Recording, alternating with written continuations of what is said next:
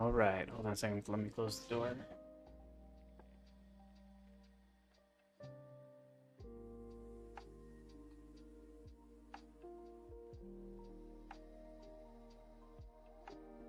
Hey, what's up, Sinista? So in your latter game so far, you're realizing you're making a lot of poor decisions when dealing with stuff. Yeah, that happens. Like the best way to make better decisions is kind of like doing what I do in a lot of the games where I lose, is I'll just focus on like the first couple mistakes that I've made, first couple decisions, like maybe I should have built a pylon instead of the gateway, or maybe I should have built a pylon before gas instead of pylon after gas, right? Maybe I should okay, I attacked too early. Maybe I should have built up some more units first and stuff like that. Just kind of like give yourself a small piece of advice to do better in the next game when the next time it happens, right? And just kind of focus on improving, like try to prevent like the first and second mistakes that you do in a game, and always work on trying to improve the first and second mistakes. And one thing you'll notice is like your mistakes get pushed out further. It's like, okay, usually I make a mistake at 2 minutes. Well, now I make a mistake at 3 minutes, right? Well, that's 3 minutes of solid play, and that'll make you more robust against things that, get faster and sooner or whatever. And then you can push those mistakes out to 4 minutes. You can push them out to 5 minutes, and that's all you're trying to do is you push your mistakes out further and further until you push them out so far that the game doesn't last long enough for you to make a mistake, right?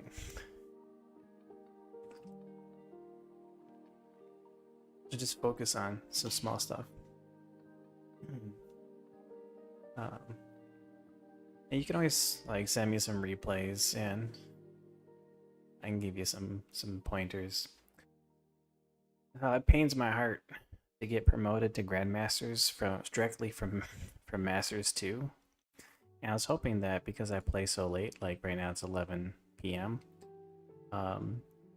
that I would hope that all the spots got filled up and we wouldn't get promoted and we just stay in contender, so I can actually get promoted to Masters 1 and then Grandmaster. But this is how you know that the game is dead. It pains my heart to see that the MMR to get into Grandmaster is like 5.2k. Like we're at 5.4k and we're like not even at the bottom, right? We're ranked 160. So any server, it's a dead server, right? Real Grandmaster is about 5k plus. That's like your minimum Grandmaster MMR. There's not even. There's 55 people that are Grandmaster. And the MMR required to get Grandmaster is purely a function of how many people exist at the top of the ladder. So, like if there were 200 players who were 5k MMR playing the game, the minimum MMR to get into Grandmaster would be 5,000, be 5k.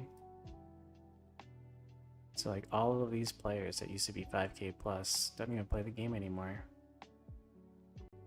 So the nice thing about it is you have all these guys down here. We have about 145 people whose dreams have come true, right? Realistically, these guys can probably get into 5k, definitely Neuro. Say probably his Jimbo has been 5k. Yeah, we'll say, 122 people have had their dreams come true. So you're watching this video, now is the best time to have your dream come true too and get promoted to the Grandmaster, right? Look at this guy, Psych.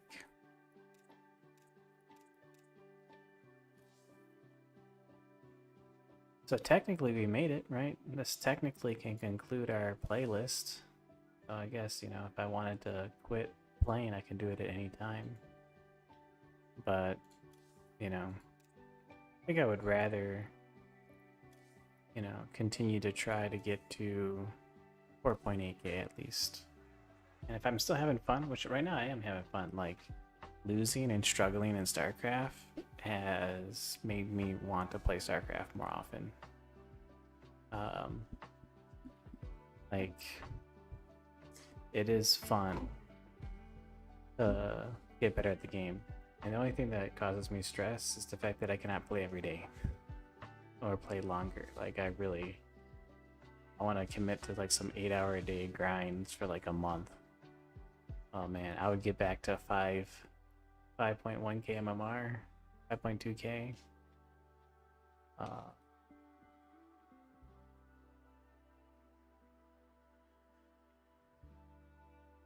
see. The hell is that? I can show you. No, not that. Why is display screen showing that screen?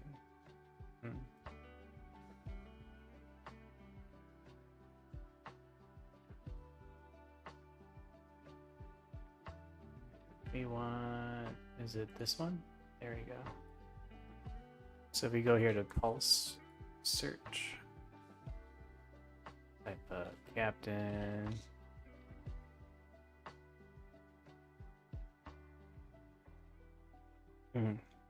Yeah, my peak MMR was around 5.1. I think it was actually 5.15, but for some reason this didn't get updated.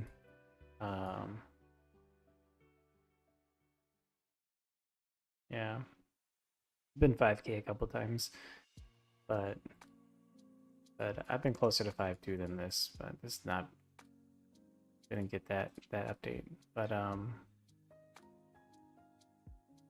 it was fun grinding for this MMR.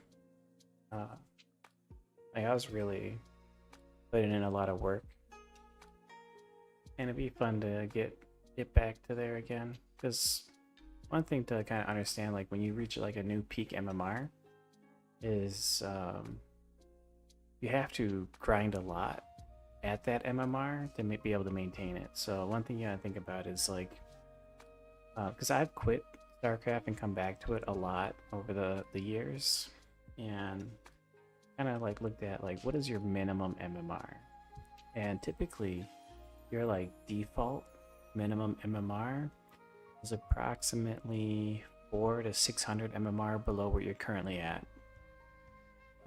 That's for most people, that's what your default MMR is. So if you're a 5k player and you quit the game for like 6 months and a year, 10 years, whatever, when you come back, you should be able to very quickly, maybe within a month or less, get back to 4.6k MMR if you're a 5k player, right? You should be able to very easily get back to within 400 MMR. Depending on how long you're at, depending on how long you're out, and maybe the type of gamer you are, maybe it's like up to like an 800 MMR difference, where maybe you'd be like a 4.2k player, and then it might take you a little bit longer to climb up, but it's usually between like 400 to 600 MMR. So like typically my average MMR, where I'm just like actively playing but not trying too hard to improve, is around 4.9, 4.9, 4.8, 4.7, around there. So we'll see like 4.8 on average is around the MMR I comfortably sit at. If I, you know, try really hard and focus and use all my best builds and stuff, I can be a 5k player, 5.1k player, but it's really try hardy. It's very stressful. You're really like, you know, pushing myself to my limit. And then like my minimum MMR is around 4.4k, right? Like I could not touch this game for a year, come back, and I should still be able to get to 4.4k pretty easily. and then climb back up. Like I didn't touch this game for like 3 months, and over the course of the streams, you guys saw me get to like 4.5k, and then we're slowly struggling up to 4.6k, right? But you know, we're getting there. And like any stream, you know, any day will be 4.7k, then any stream will get 4.8k, you know, stuff like that. So apparently you peaked at 3841 in 2018. Yeah, so I would say like you should very easily be able to get to like 3.4k MMR if your peak was, you know, it's not so much your peak, but it's more like your comfortable MMR, right? It's the MMR that you're normally at. But we'll play some games. We'll play some games. But it is pains my heart.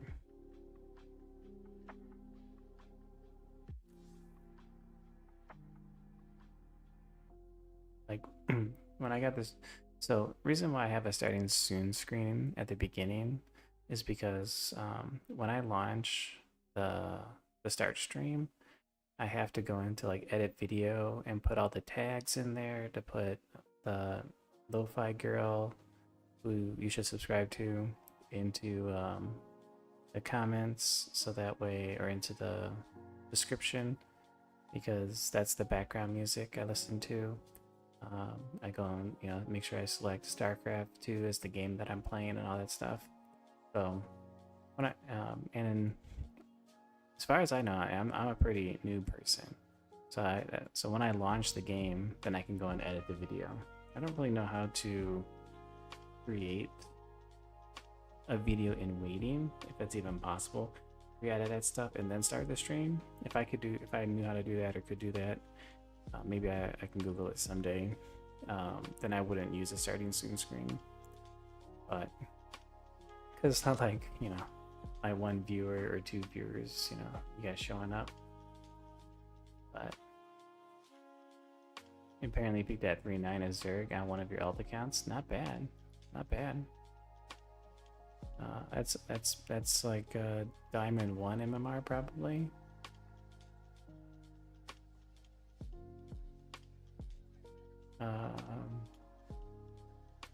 SE2. Oh, we have a game.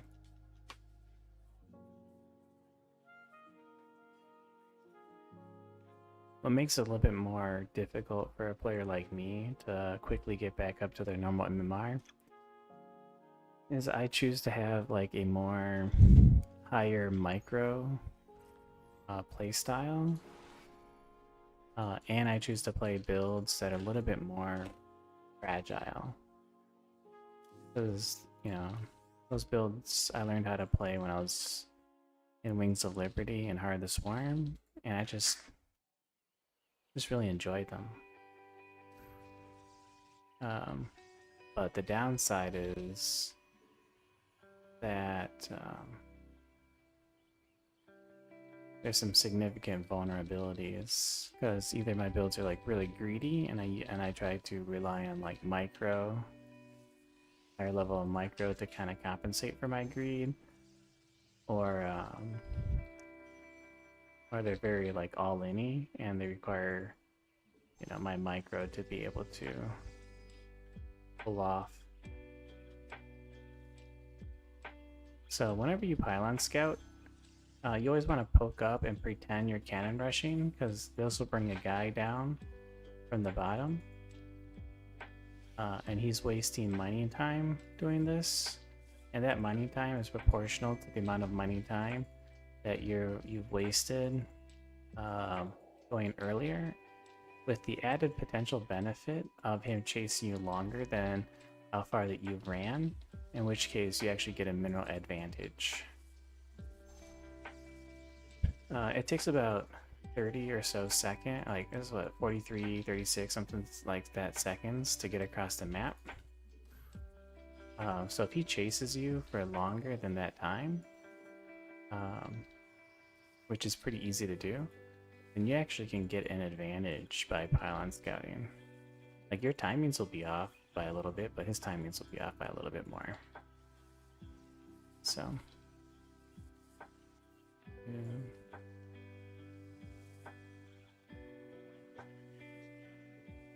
I'm just gonna play normal. I'm not gonna try to do anything fancy. I'm gonna show you guys what my strongest and most favorite build is. It is the 2 base all-in. But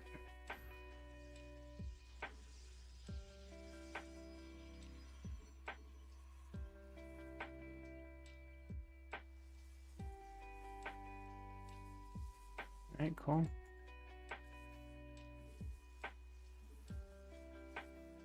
So the best response to this, if you're wondering, is to go Stargate. And we'll cancel this probe. Oh, is that the right spot? I don't know, but we're just gonna pretend it is. I feel like I'm actually a little bit. So I usually just kind of go 2 stalkers into 2 sentries, get the shield battery.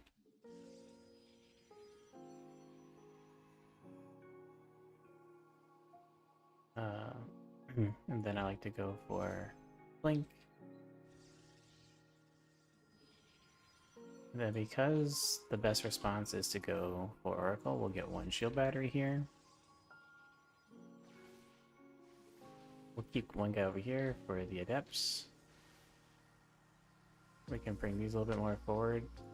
We keep an eye out for the Adepts. Then I like to go for a Robo, which is different than a lot of other builds you will see, because they go for a Forge to get those upgrades. I'm not too caring about the upgrades. Now we want to go and scout and get this blink.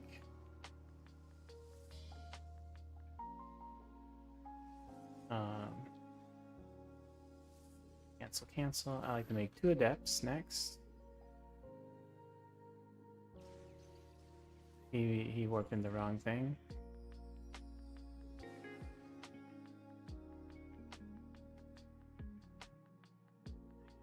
Try and get some of advantage.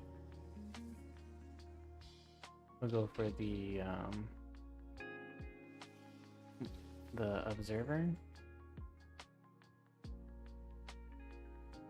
He hasn't shown too much aggression. Now we want to start adding a couple gateways here. Try to get a little bit of an advantage. So now we're kind of going up to a healthy amount of gateways.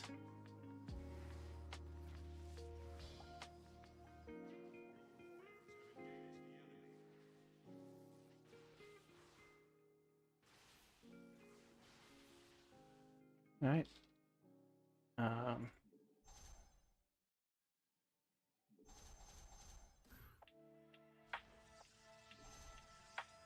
Grab this. We have enough stuff. We got 1, 2, 3, 4, 5, 6, 7, 8. So we got our 8 gateways. Now what we care about is looking for the expansion.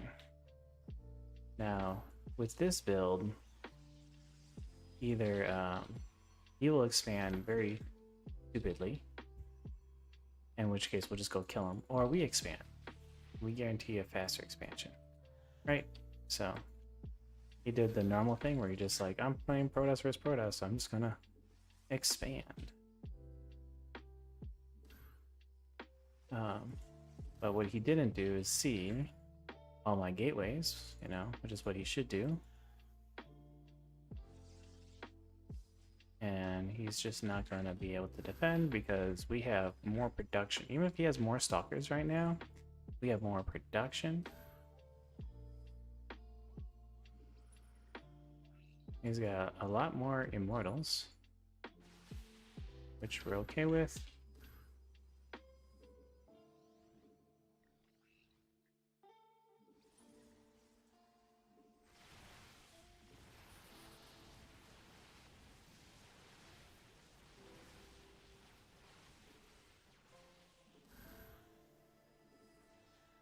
And we just want to make sure we just kill the immortals, you know.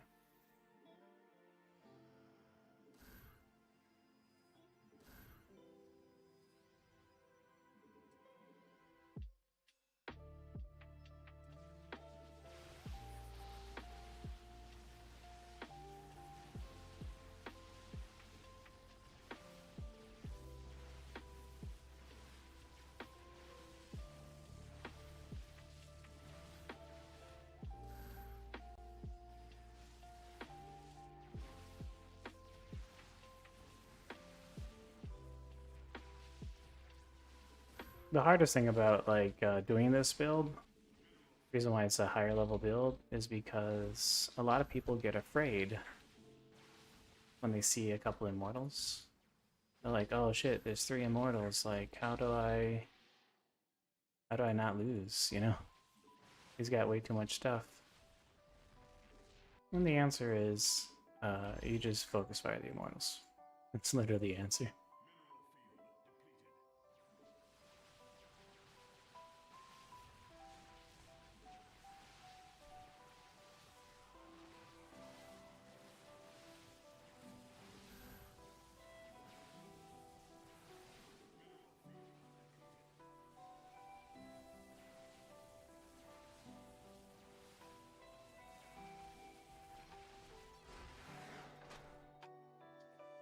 So that's my most powerful PvP build.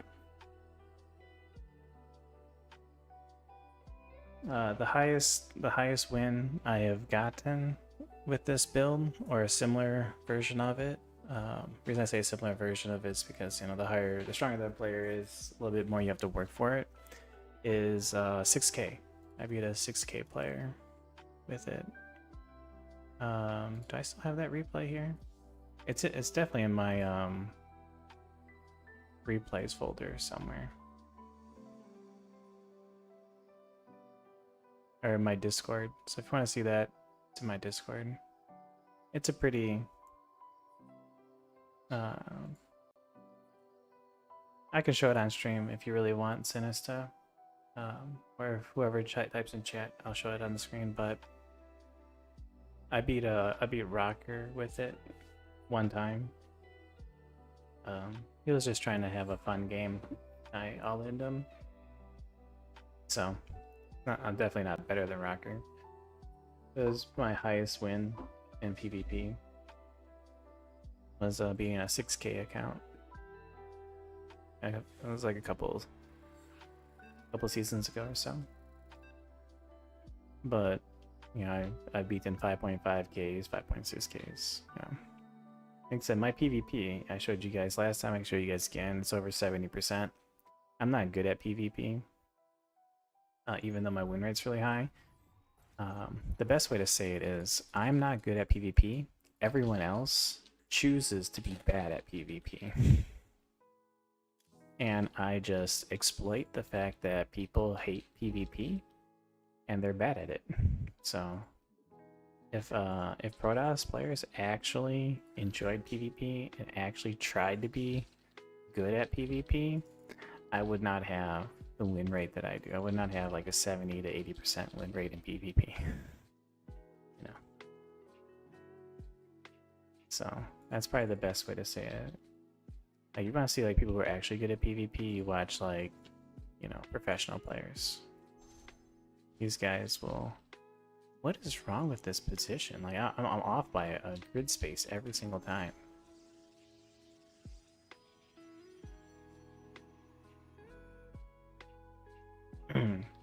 Like, for example, how do I exploit the fact that people are not good at PvP? Like, I just design builds like that last one, where it's like, okay, like I noticed a trend, like all Protoss players just blindly go like 2 to 4 gateway expand to their third. I'm like, okay, well, I'm just gonna all in them. And no Protoss player knows how to scout. Like, they'll even scout that I have 8 gateways and they'll still expand on like 2 to 4 gateways. And it's just kind of, I think it's just wild. And it's like, okay, well, so if you're asking yourself, like, how do I beat Captain Newbie, or how do I just not die to Captain Newbie's 2-base all in, is you go up to at least 6 gateways and then try to expand. You know, go at least 6 gateways and then expand. Maybe 8 gateways if you really want, but you just really need like 6. So, and then you have roughly the same amount of production as me, but in a more a defensive position. And then you can like expand and try to get like 1 immortal. So What would be... I still don't... Like, for the longest time, I've been searching for a build to do.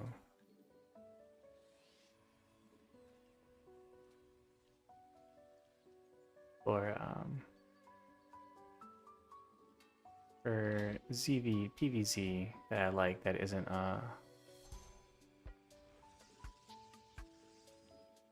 just a straight up all in. I really haven't found it.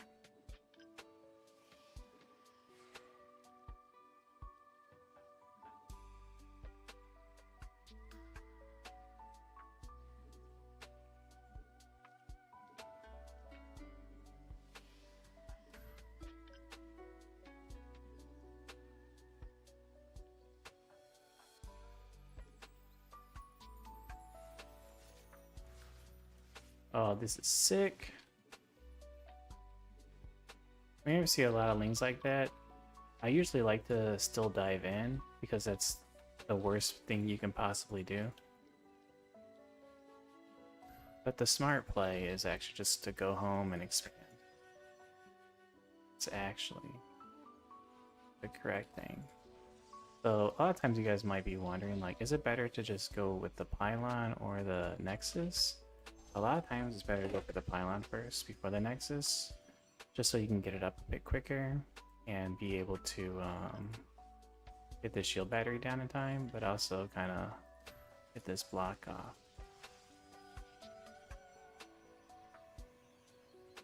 You see?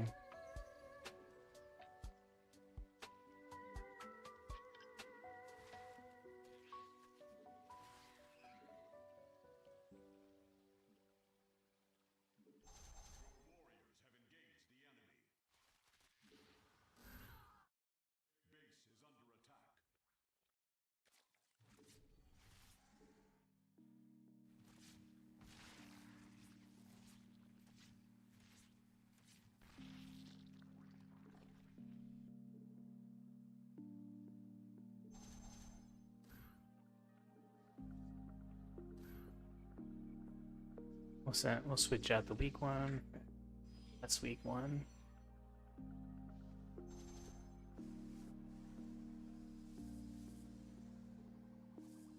I think I'm a little bit late on.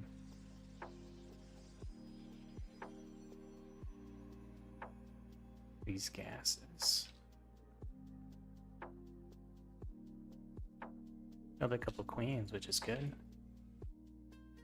We can distract him.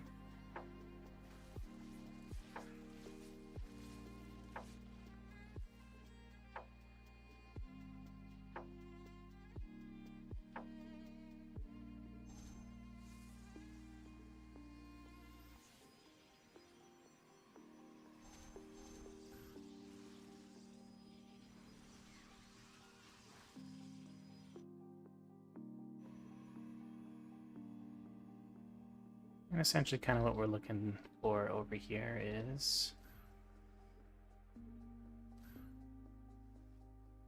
just looking at his bases to see what he's got going on.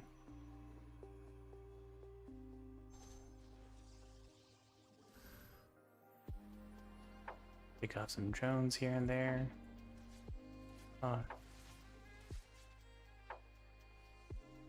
We don't need to do critical damage, which is often something a lot of people kind of misunderstand with these Oracle harassments, is you don't actually need critical damage.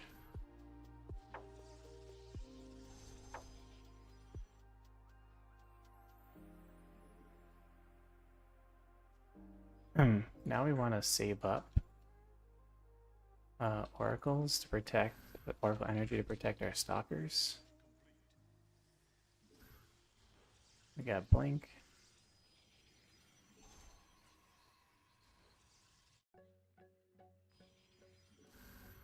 And we can start being kind of aggressive.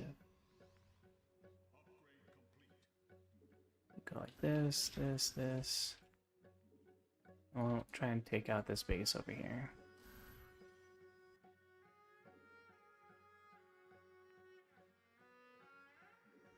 And just keep going for this. Get this one.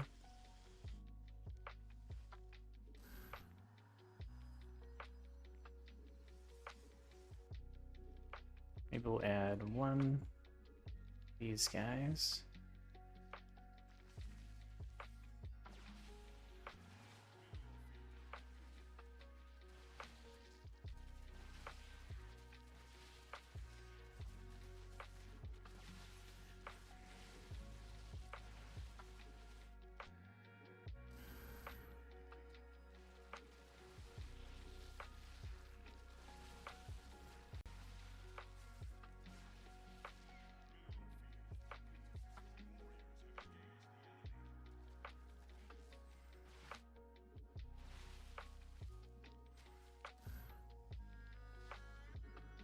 The main thing that we're trying to do with this aggression is to force out units that are not mutas.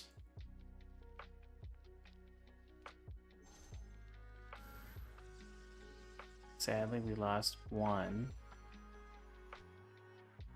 You see a whole bunch of stuff, guys. We see a whole bunch of guys coming over here, so we can see if we can intercept them. This will be a very nice intercept.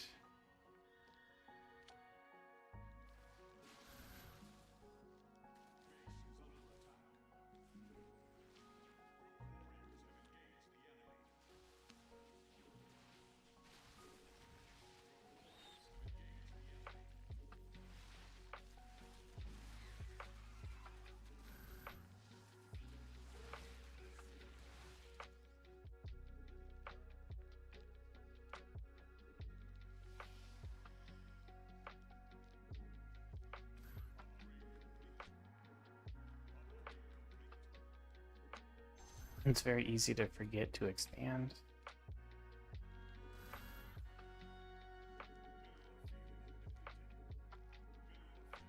I'll go and check this base over here, but we'll see if we can kill that one.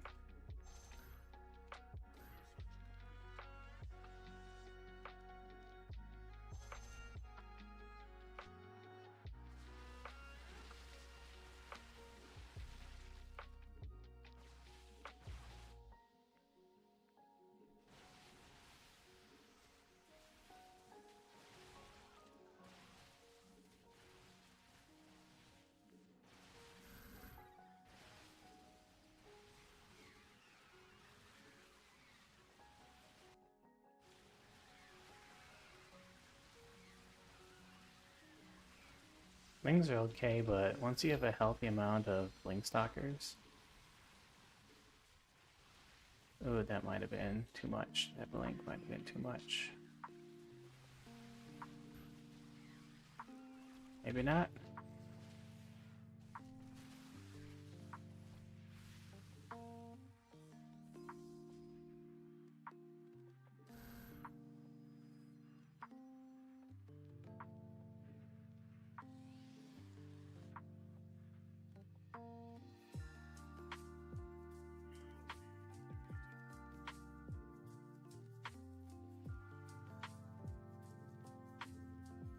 Alright, we gotta make sure we have a couple of cannons here to defend.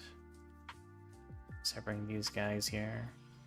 Because really what's gonna win us the game is the fact he's not making any amount of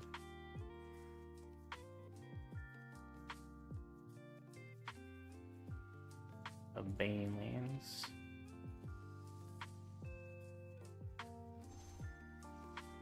We do need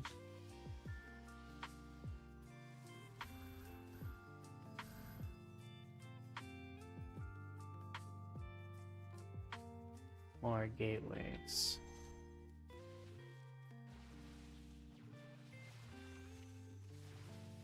Alright, he's going for nice.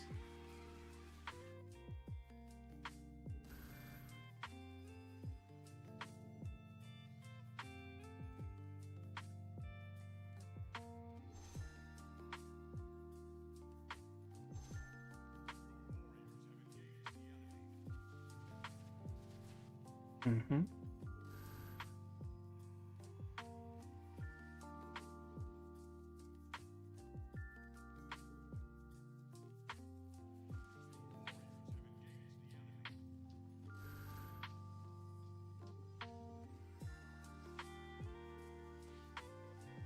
We gotta get into the lurker territory.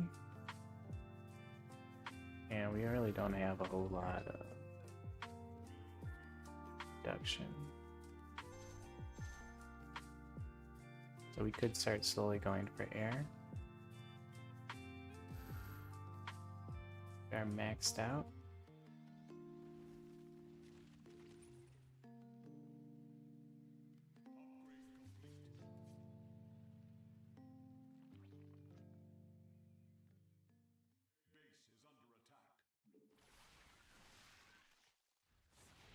Oh, nice.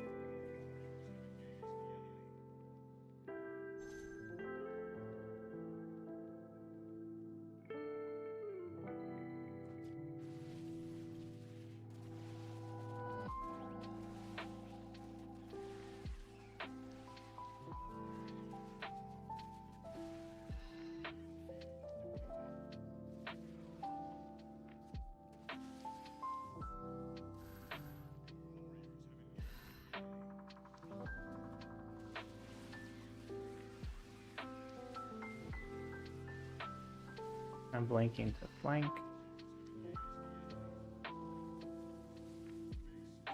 Our chance to lose is going to be 100% based on not having vision.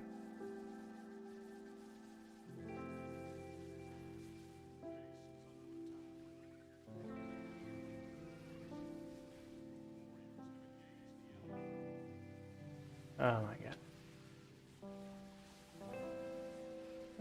Why my units are not in like the wonderful spots. Yeah, we lost to the vision, lack of vision.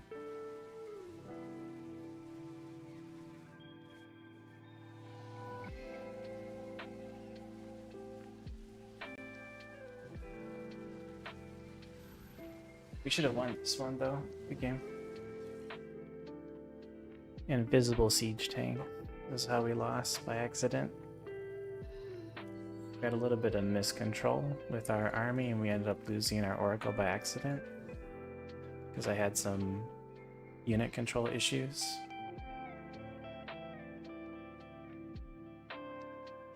And losing the, like, you can fight lurkers with ground, but you absolutely need the oracles because, like, they will snipe your observers. Like, their auto attack snipes your observers, right? And without observers, like, lurkers are just too strong. They do too much damage, they have too much range, and they're invisible. And they do splash damage. They're completely oppressive. So, like, your only defense against them is the oracles. And if we could have kept the oracle alive, you would not have won. Would have been able to kind of easy defend and then easy counter push. And then we accidentally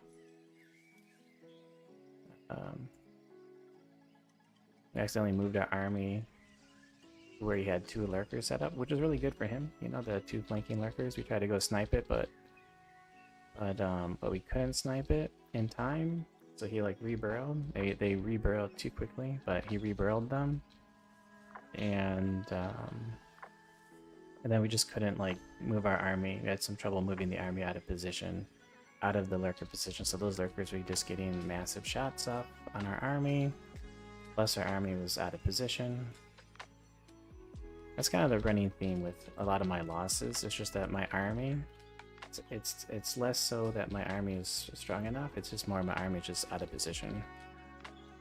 And Protoss is probably the race that requires army positioning more than the other two. And I say Zerg is probably the second race. The race that army unit position is the second most important.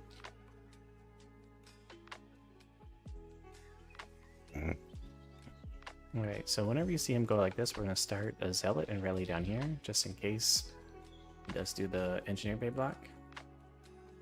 We see no Engineer Bay block, so we can cancel this guy and drop this. Almost certainly that's going to be a Reaper. There's almost no reason why it would not be. And then I'm just gonna check for a bunker behind the mineral patches. We don't see one. He's chasing me the whole way. Okay. I'm just gonna go for Stalker. I'm not gonna play any kind of crazy aggression. I'm just gonna play defensive against this guy. I'm gonna try and maybe do like a really greedy. I'm gonna try to do the old 2 gateway expand, which used to be popular some time ago.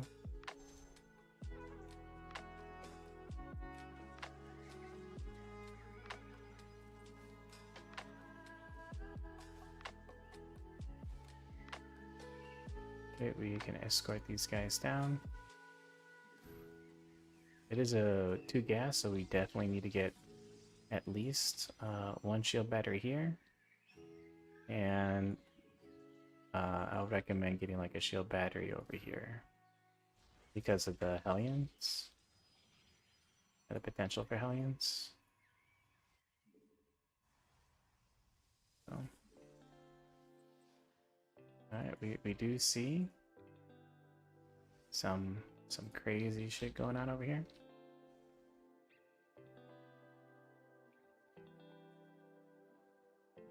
Let's grab this, grab that.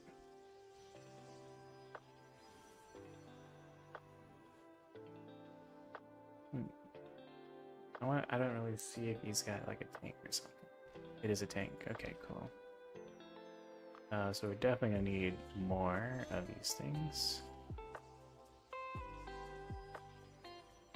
Get as much out as possible.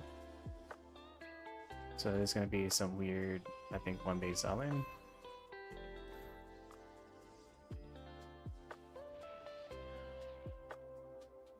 I'll try to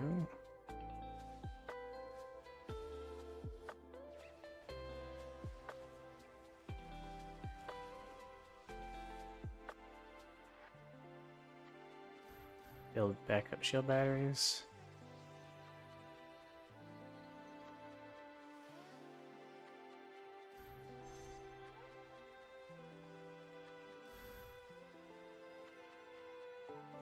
We're not building any units.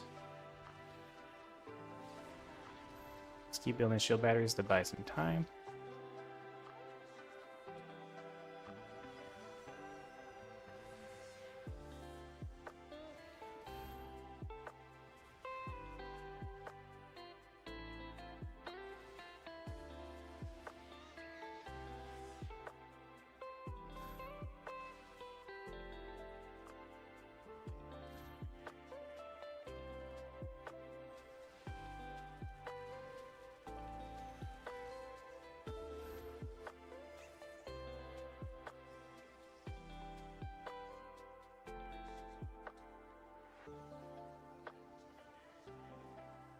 Both position these guys so they don't accidentally just murder themselves. But we just want to be very defensive.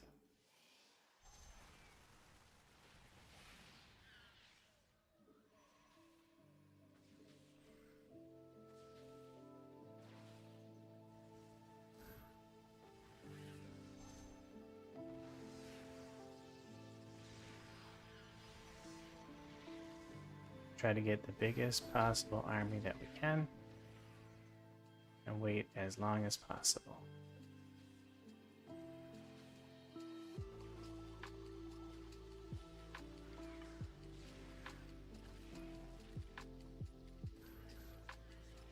we got charge.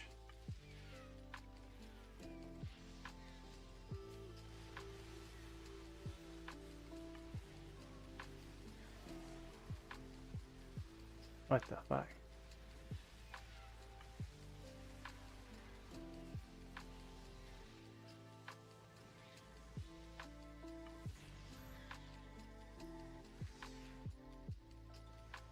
Oh. Unfortunately, we couldn't save this, but because he is kind of blocking us.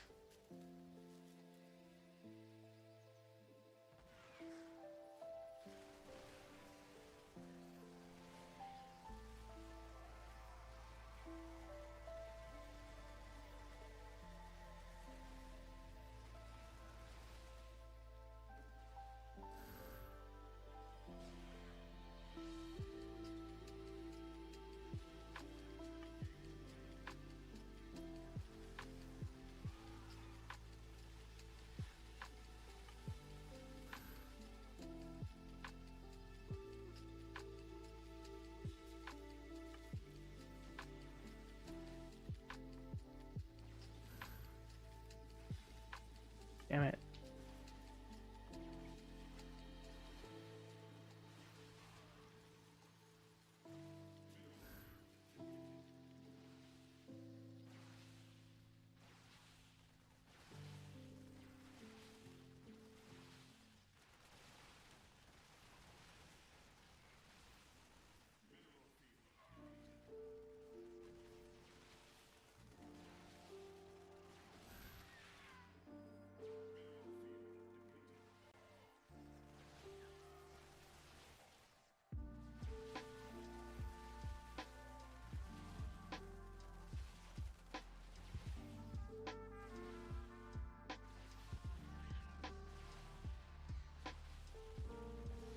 Ah.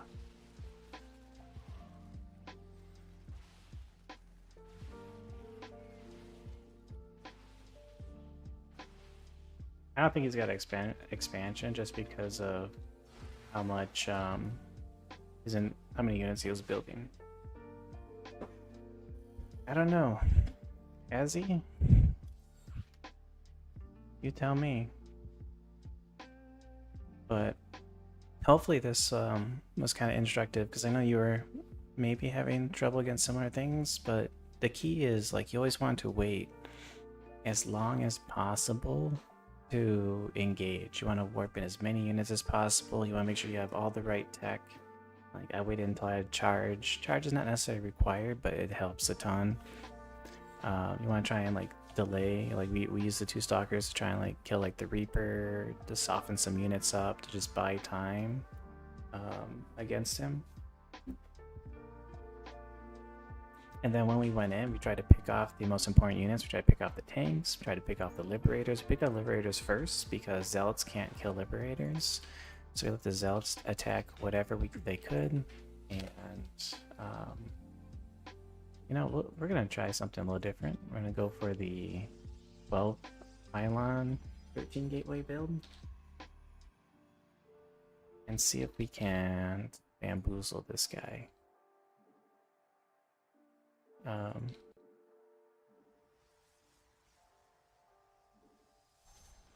So, because you don't want the Liberators to snowball. If he gets like too many Liberators out, he can kill your Stalkers really fast.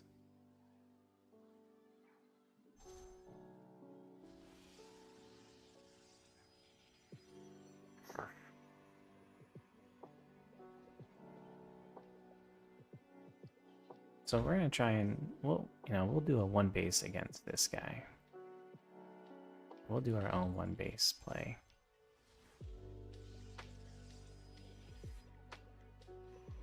You know.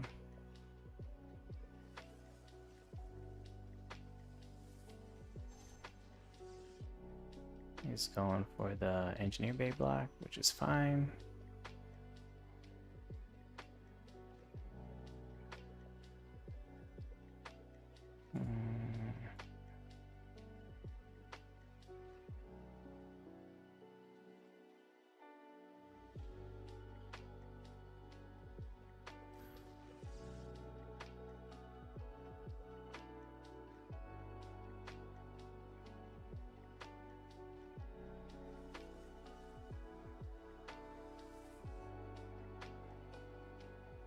We'll try the old Proxy Void Rays.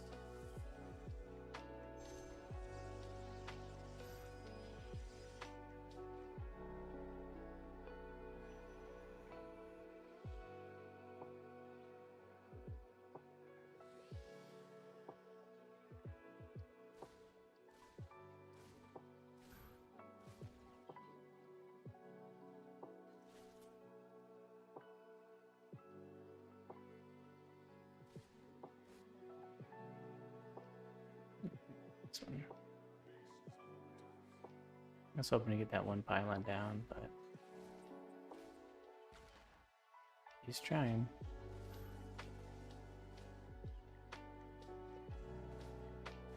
Let's go on a couple Reapers here.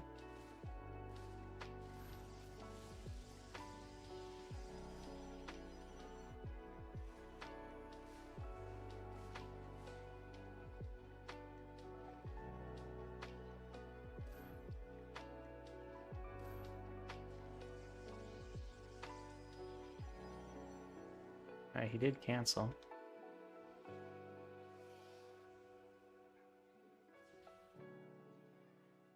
No. You're just the most unlucky guy on the planet. He's about to be the most unlucky guy on the planet.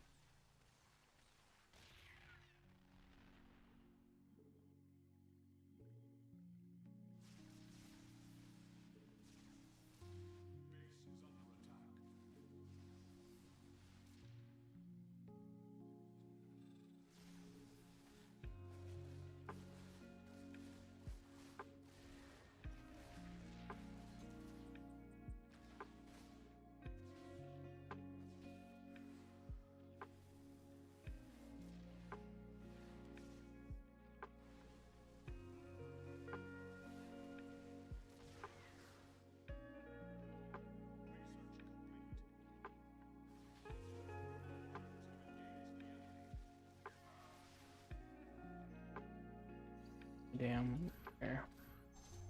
Supply blocked.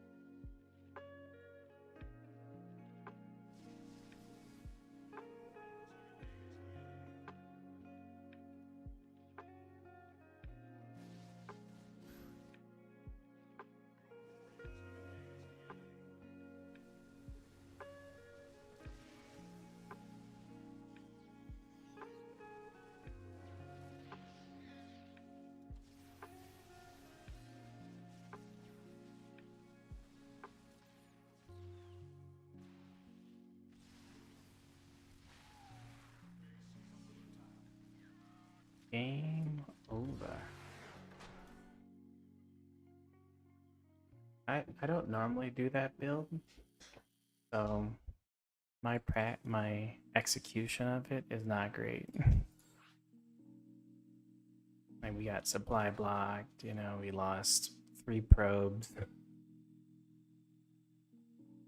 I'm not sure if I'm supposed to cancel the zealot or not. If I'm supposed to send it across. But it's alright. We asserted our dominance, you know. We showed Borio that, hey, you know, we can be just as poopsy as he can be. And that's kind of a perfect blind counter too, because typically against a proxy voider you don't want to do the engineer bay block because it delays your ability to defend by quite a bit. Typically the proxy void ray, or not typically, but the proxy void ray has been used as a counter to the engineer bay block, where if you see the engineer bay block, your scouting probe, just, you know, you just take your second gas and you drop the pylon and you just kind of go for it. You just fill up gas as soon as possible and like, all right, you know, we're gonna start this party. But then, you know, the Void Rays got nerfed and it became a less viable option because not only, like, when you make the Void Rays more expensive, like, they both made the Void Rays more expensive and take longer to build. Already making them more expensive makes them take longer to build, so it's like a double build time nerf, plus it's more expensive. And making it more expensive means you have less shield batteries, less pylons. You can't, it's harder to start. You have less probes. It's harder to start the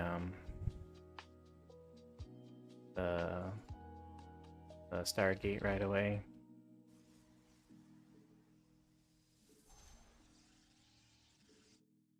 Right. How many gases do we got?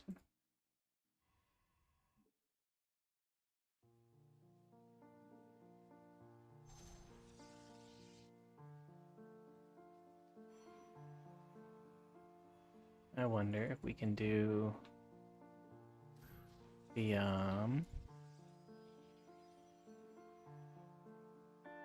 a Sephiron build. I've never done the Sephiron build.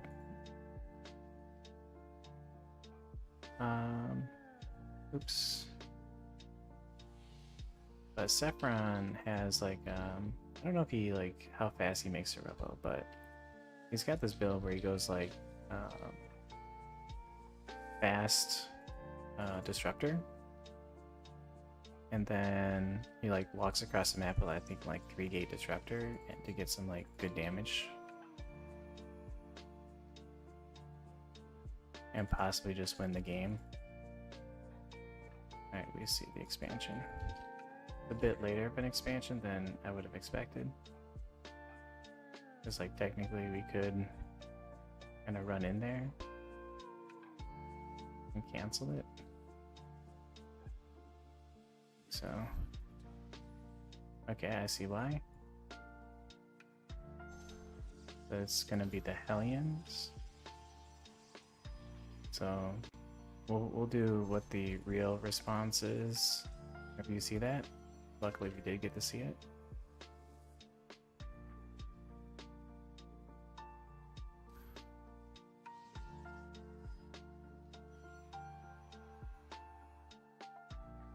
So he is delayed a little bit with his expansion, so we can cut some probes.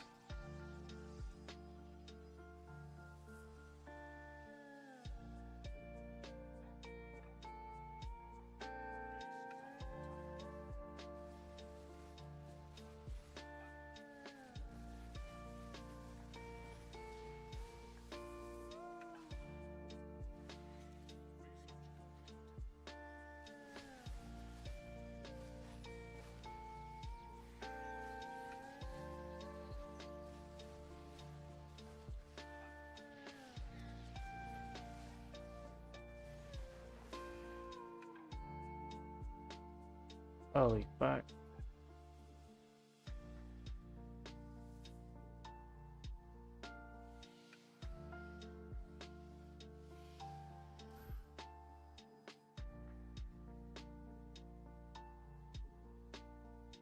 I did way more damage than I thought it would do. And he got through that shield battery a bit quicker than I was hoping. Or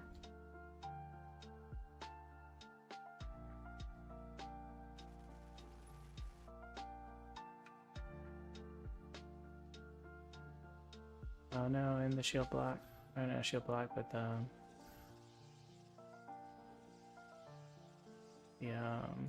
supply block. Oh well. We'll see what damage we can get.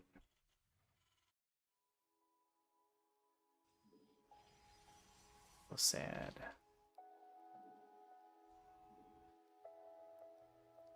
Oh, we might get the money shot here, huh?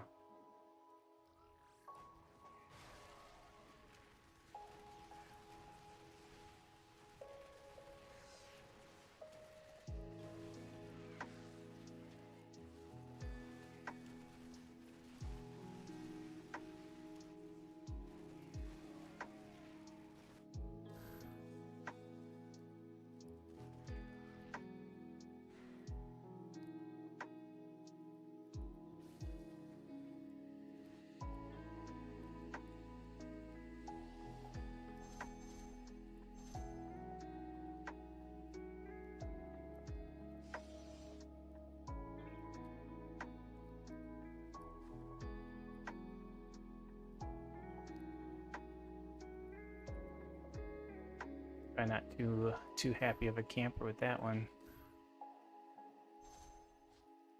Like he's a little afraid to come out, but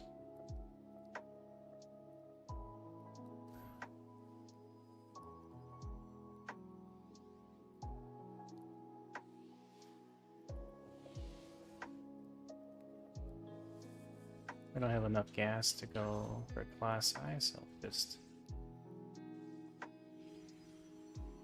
go for the Immortal instead real quick. Going up to a healthy amount of gateways. I'm gonna make a shield battery here to defend against drops.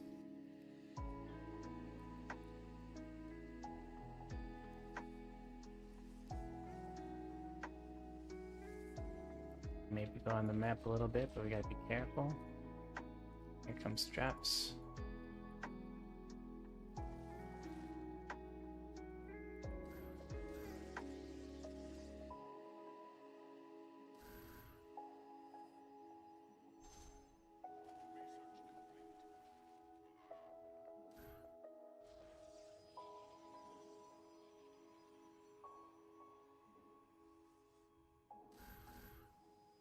This army over here. It's over here.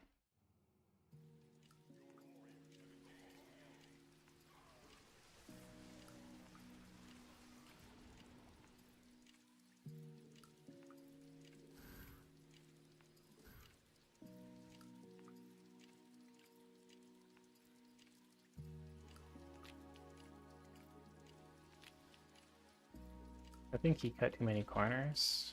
That we're actually allowed to chrono boost our stuff.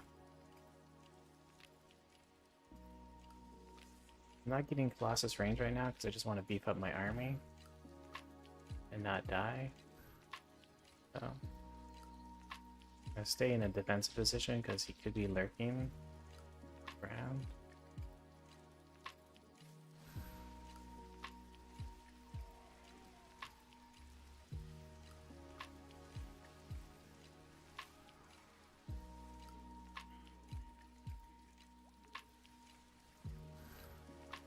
It's unfortunate that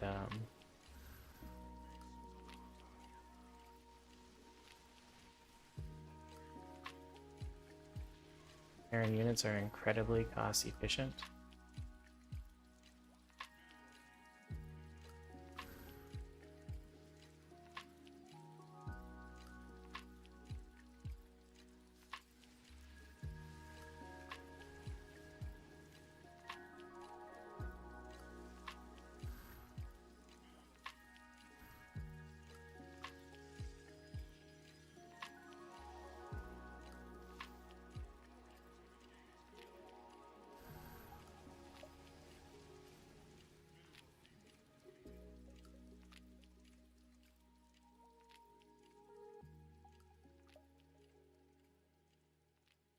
Alright.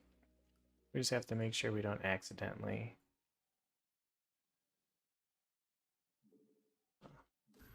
get picked apart. We gotta keep expanding so we don't lose our edge.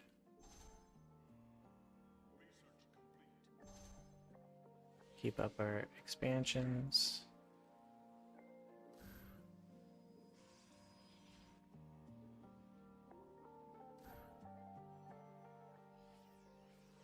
He is still warping in quite a bit of stuff, or not warping in, but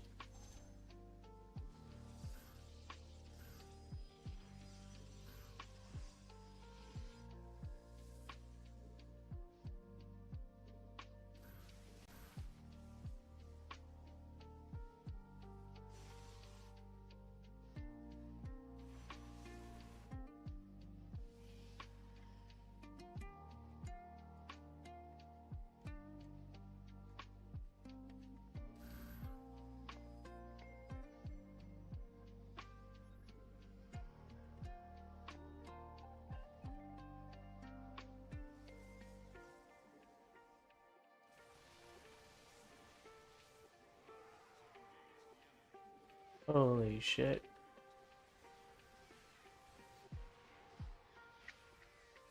Holy shit. Holy tanks, Batman.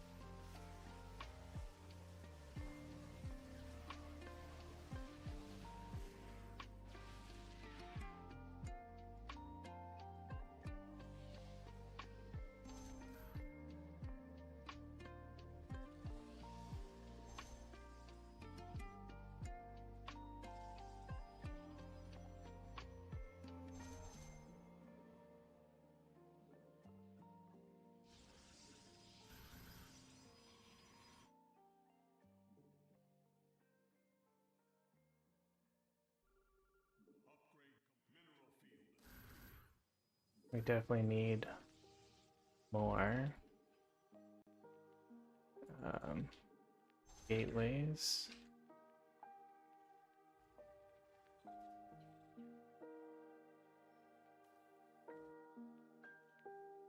Ugh.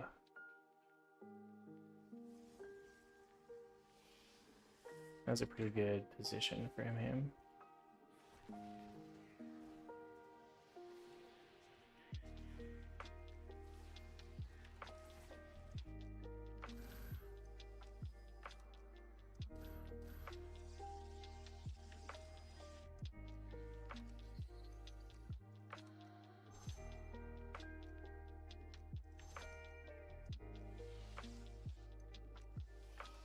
I'm feeling super confident in my position.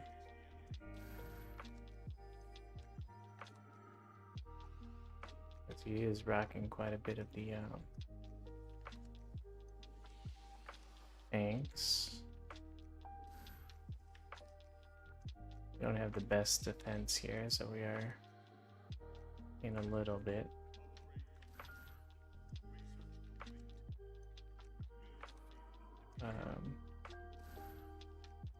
Greedy. He just lost a lot of economy, so maybe we can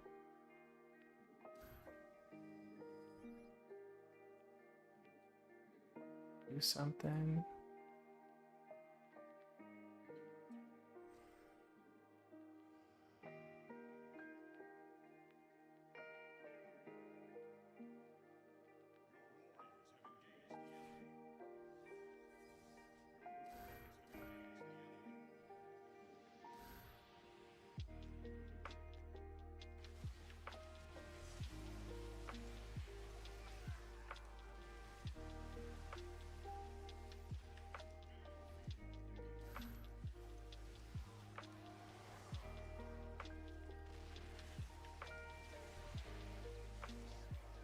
Stutter step backwards, keep your army together so your splash damage, because it kind of like unmicros his army.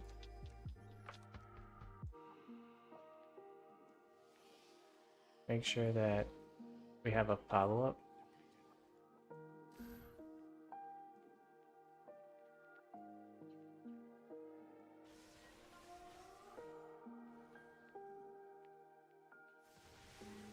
That might go back. That unsplits his army.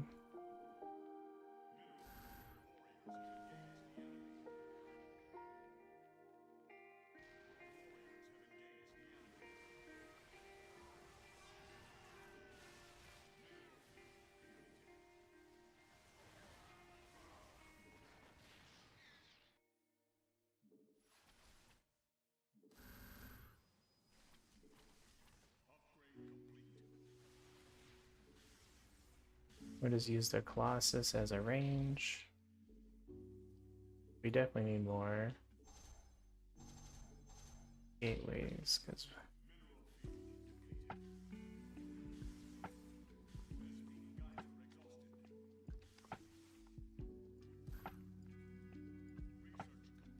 looks like he's definitely trying to go for like the mass air. I don't know if we can. You see no expansion here.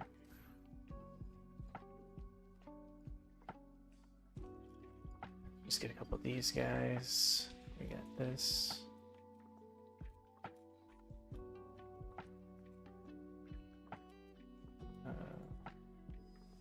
We'll go and scout this area here. So make sure he has no expansions here.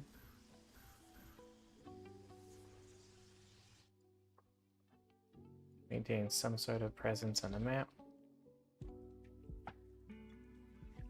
So all he has is one uber push that he can do. He is wasting. We are getting him to waste scans.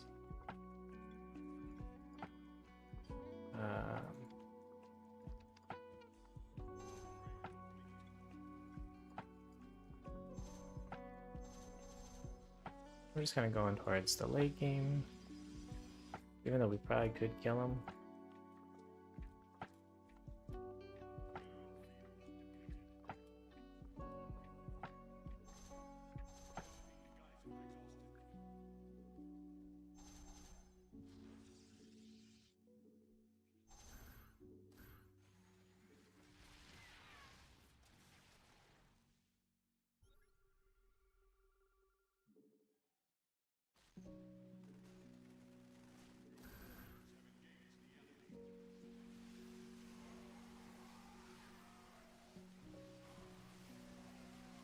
I'll focus to fire down his dudes. His army is tiny as fuck.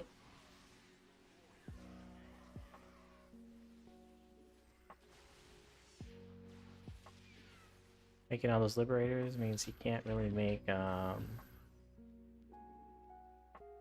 he can't actually make medevacs because he doesn't have the economy to make medevacs. Start all these air things. So then now we just kind of want to trade out with him until he runs out of money, but you know, realistically he's kind of out of money, right? We are kind of just toying with our meal here.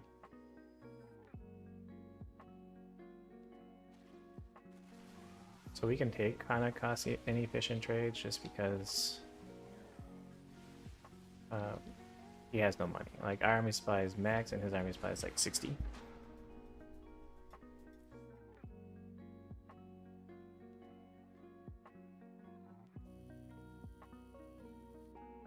So that's a pretty dominating performance from us. That's this guy Masters 2, but only Masters with Masters 1 of MMR. Like, why isn't he promoted? How hasn't he been promoted? Questions to which we'll never know the answer. So this bar is our Grandmaster bar, so does this fill up if we get to rank 1? This is how far we are for rank 1. You know, so I remember getting promoted to Masters 1 was 4,712 or so. So if we get to 4,720 tonight, then we'll just pretend like that we got promoted to Masters 1. If we get to 4,720 tonight, I'll probably cut the stream and say, hey, you know, we got promoted to Masters 1 technically. And I think that's a good note to end on. But hopefully the stream is still exciting for you guys, watching me struggle, hanging out. But, you know, when I become Stormgate only player, at least I'll have this playlist of my legacy of coaching, right? Pretty much everything the Masters 2 Plus part of the playlist has been probably not the most useful, just because like the game is so dead that everybody's skill levels all over the place, you know. Like you got me who's playing at like this 4.6k, who's not normally a 4.6k player, so it only, you know, leaves me to wonder how many other people are at a lower MMR than they should be. Like he's Jimbo, like when the ladder was more popping, like he's Jimbo used to be like a 5.2k player. He's like at 4.8. I don't know if it's, I don't know if necessarily the case that he's worse, or if the ladder has just become like technically a little harder.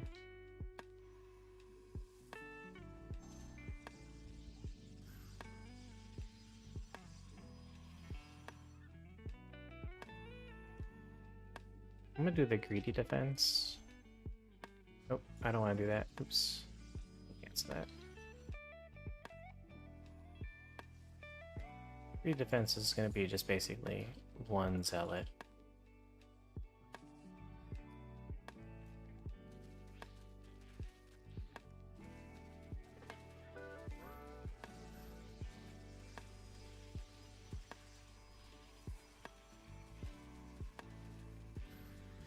That's kind of interesting.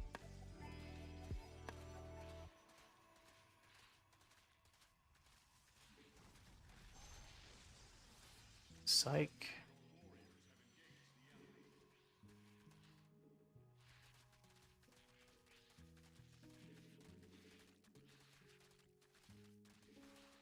You actually gonna try and bust through here?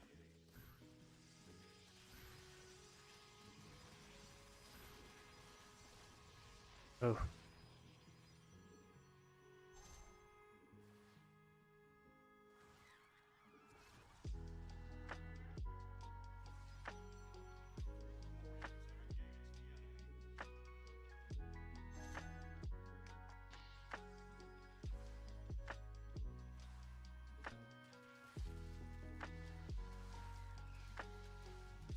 This isn't, you know, I don't condone his build.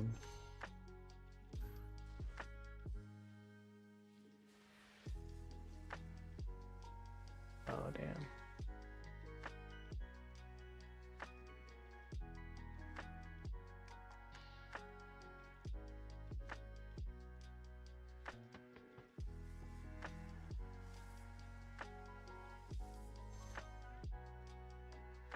Probably the worst 12 gate I've ever seen in my life.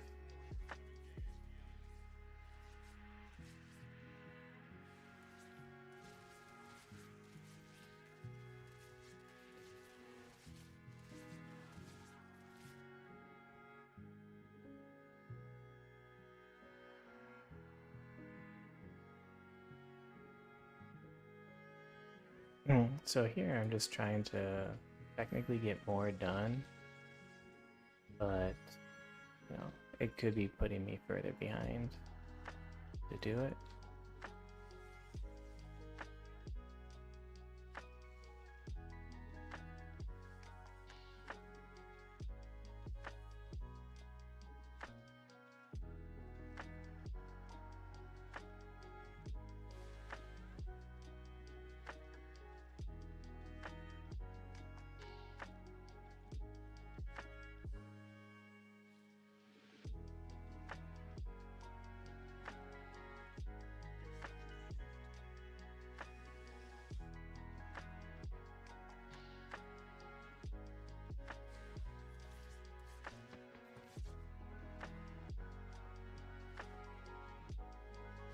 Nobody expects the additional adepts.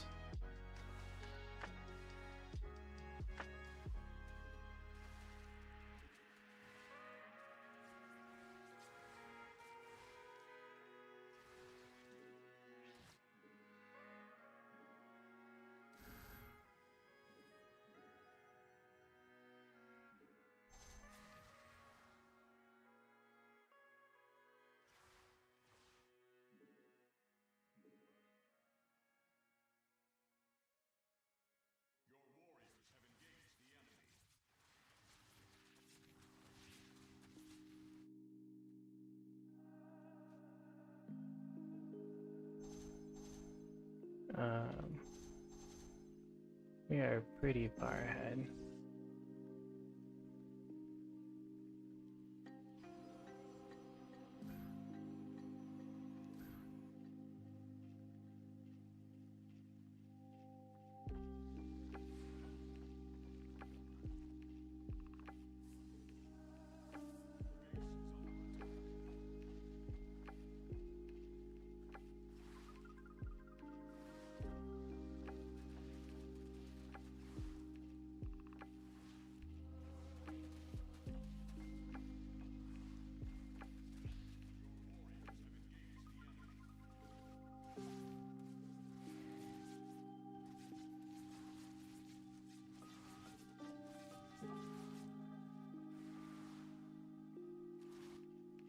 Man, I don't know how to multitask. We'll be honest.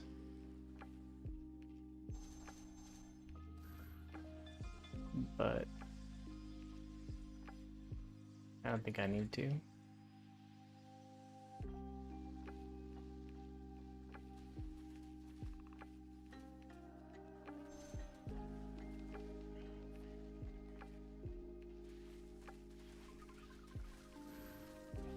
I don't think you can afford to lose all these guys.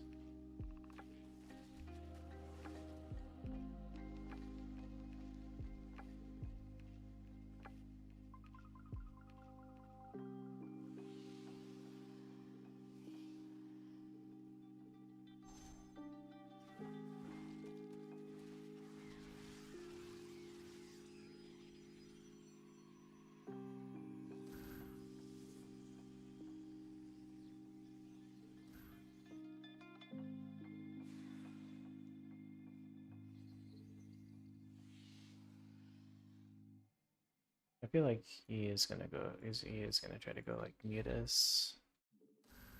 It'd be like his only chance, but I don't think he has the gas for it.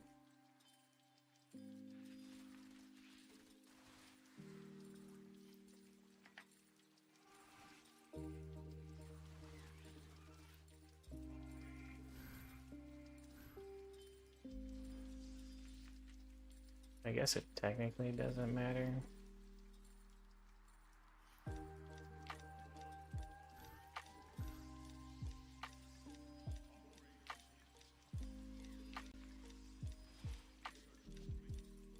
Because he can't afford really anything else.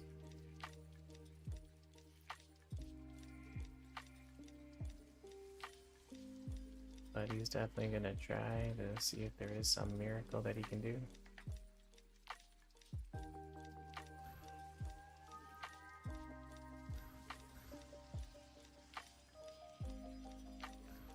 Like some grace of God.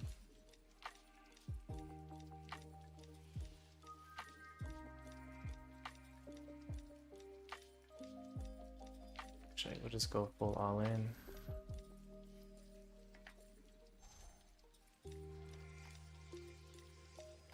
On 3 bases. I think that's probably our best bet. Like his only real chance is to go for lurkers, I think.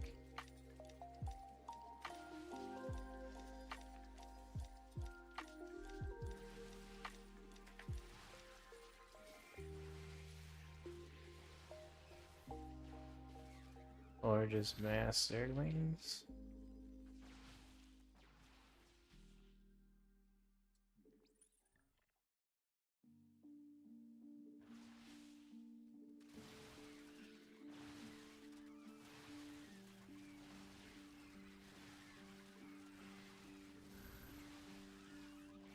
This is why you go for the Oracle.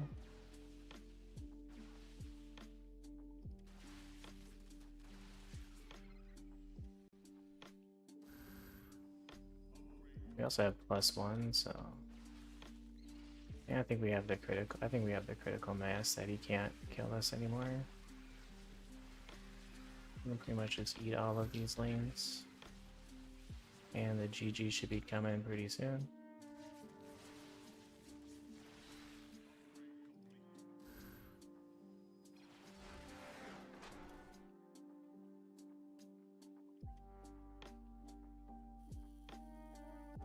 It's always rough for Zerg. They rarely expect the additional adepts. It's like, oh, I held off the first 2 adepts with minimal damage. We're safe. And then 2 or 3 more adepts show up. It's like, what the hell? You know? And then they hold those off, and it's like, well, okay. I held off the additional depths, took a bit more damage than I wanted, but you know. And then there's more adepts. Like, realistically, I probably should have just went for mass adept. Are you, huh? So we've played against you before. I think we beat you before, haven't we? I think so.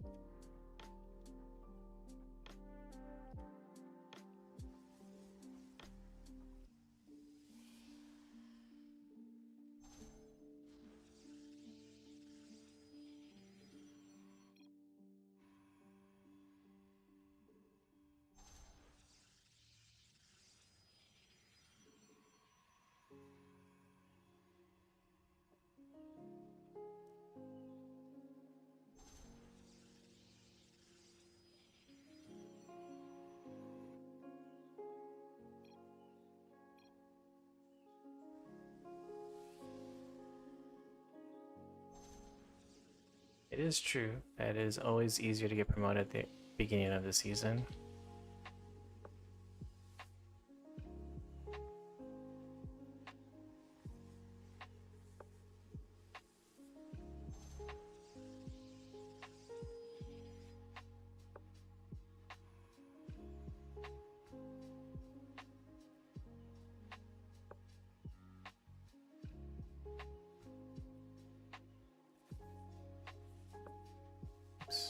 Did I forget my pylon? I think I did.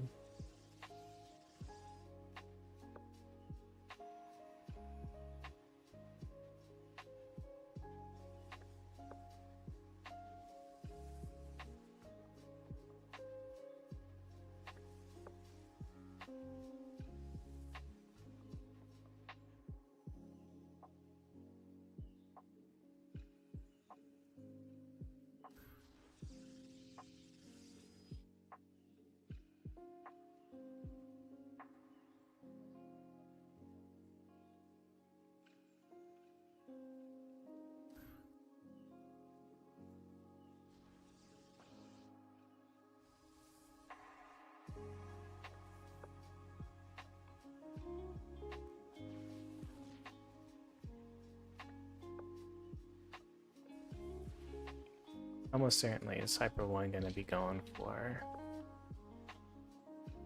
oracles. Would imagine.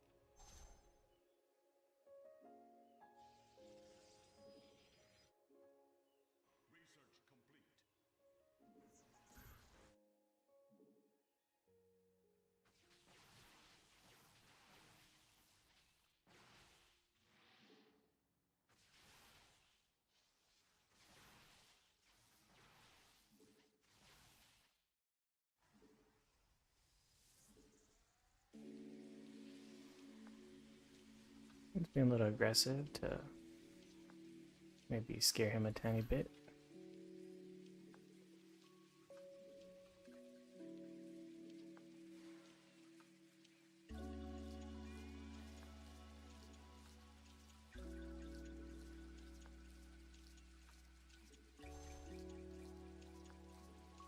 A lot of sentries, so we don't have to worry too much about BT, but you know, BT threat is never 0. We'll see if he's paid attention.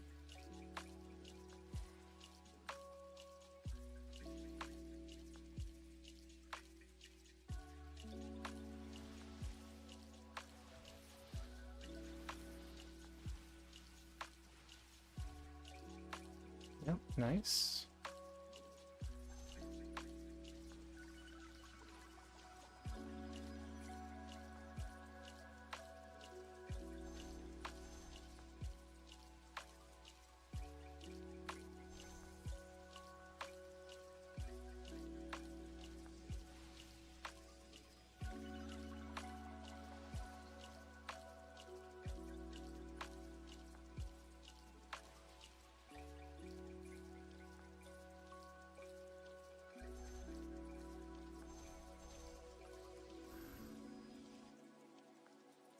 Not a whole lot of gas taken.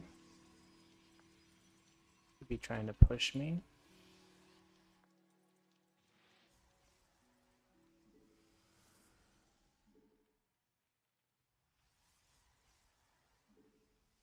I'm going for the 2 base all in, but I wonder with +1.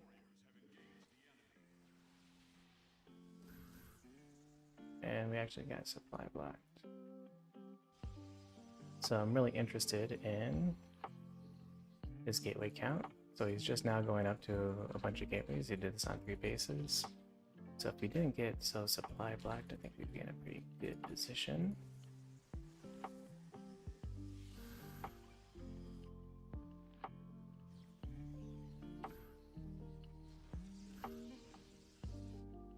have the +1.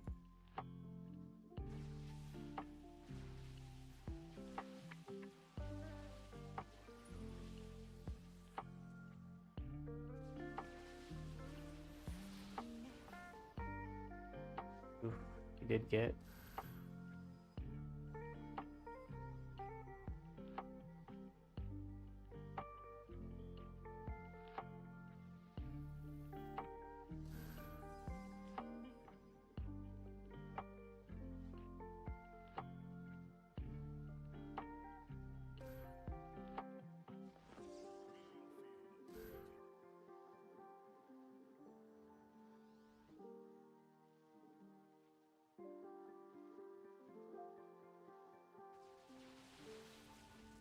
Do both.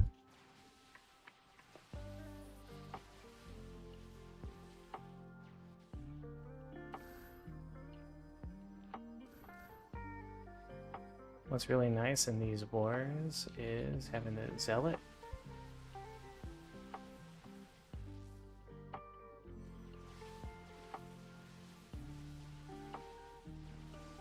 We've zoned him away from his field battery.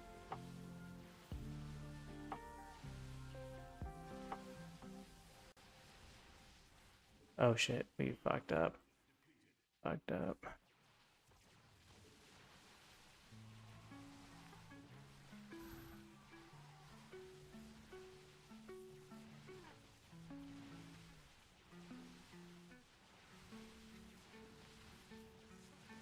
Oh.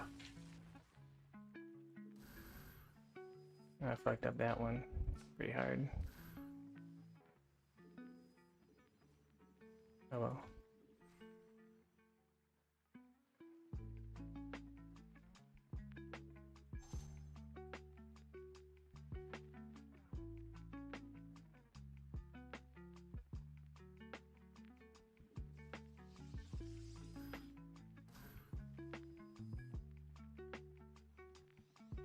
Now we need to get some immortals out, maybe. Respawn.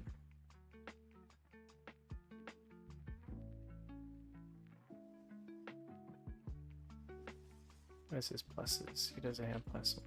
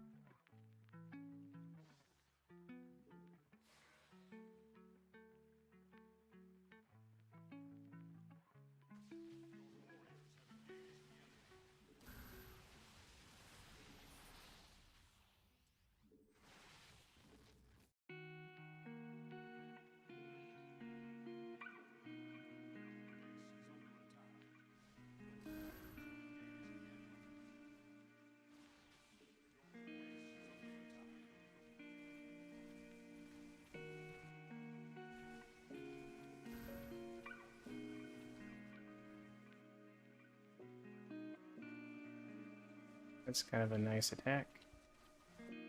Shit. Really? Fuck that one up, huh?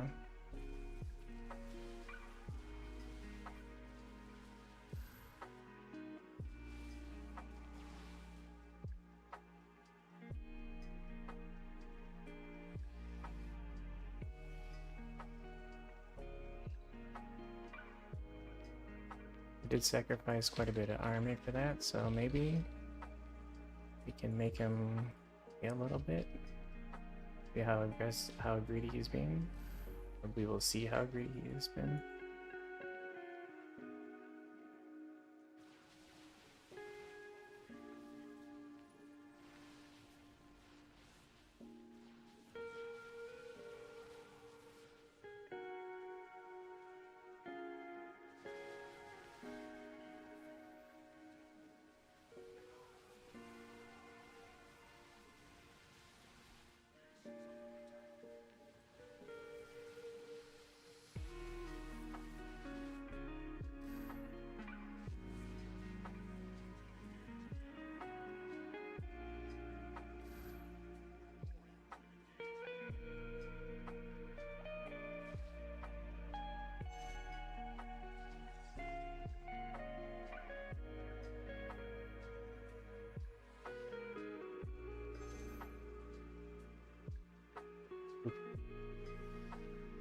The one thing that's kind of keeping me in the game is the upgrades.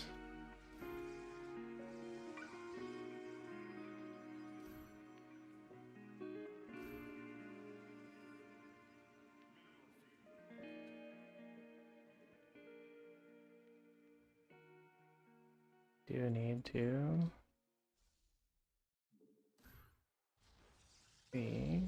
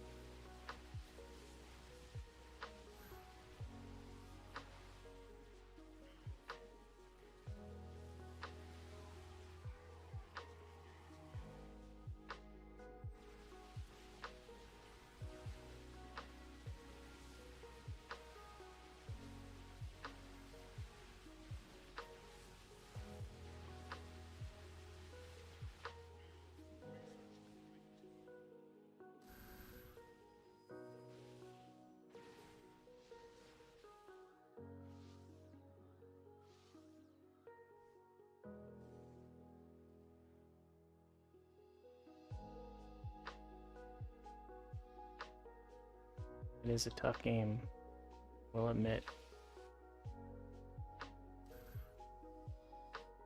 He's got cannon, a lot of spots. Damn.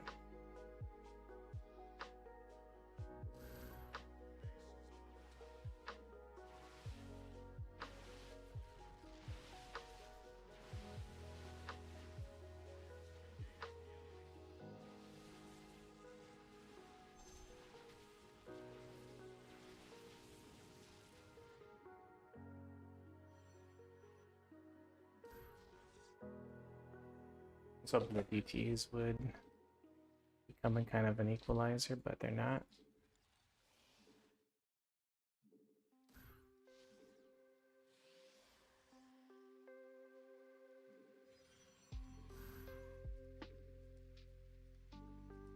But he's doing pretty well. I'm having a hard time trying to edge out an advantage.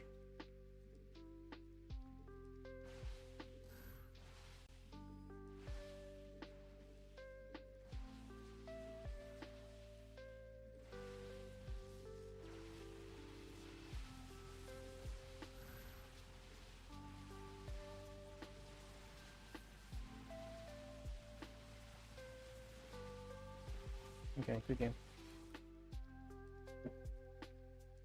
That one miss micro at the third base really put us behind. And then I think we were in a pretty decent position if we didn't lose, or if we didn't accidentally get bamboozled by the Zealot run by. But I'd say that game was pretty even. I don't really feel like he was better than me. I feel like it was pretty even. So whatever my current skill level of PvP is equivalent to him. Like, we had a really good fight. And then, because we pushed him away from his shield battery. And then when he overcharged, I kind of tried to get up in it, thinking that I was far enough ahead that I could kill the shield battery and still overwhelm him, but he had just a little bit too many units. So realistically, the safer play would have been to just back off and regroup and wait for the shield battery overcharge to pop. Because we had the army advantage, we had white the army advantage. And the shield battery was just a little too far out of range. If it was a little bit closer, we would have been able to have it, but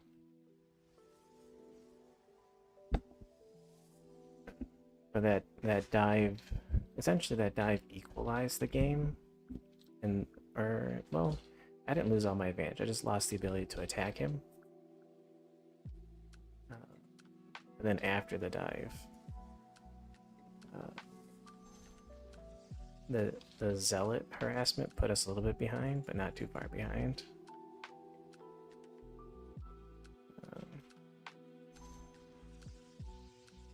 And then we just started kind of falling apart a little bit towards the end, just because we're not as well practiced as we would like to be.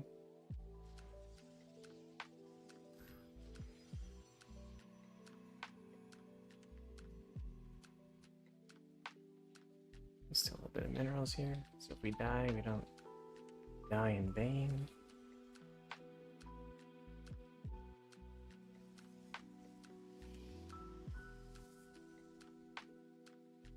We'll take a look. We see no expansion. Alright.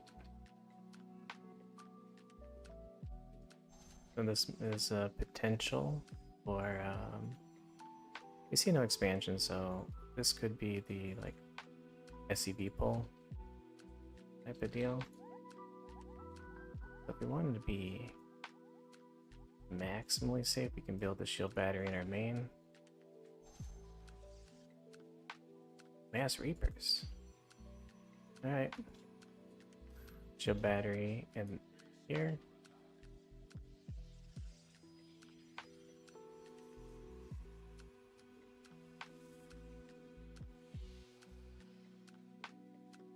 Keep all of our stuff in the main.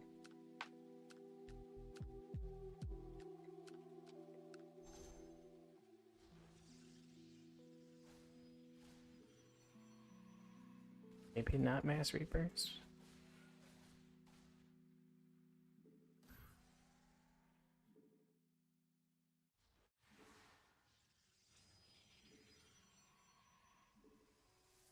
Could be the Reaper Hellion thing. In which case, so we don't know if it's Mass Reapers or not, but we've kinda got a little scared.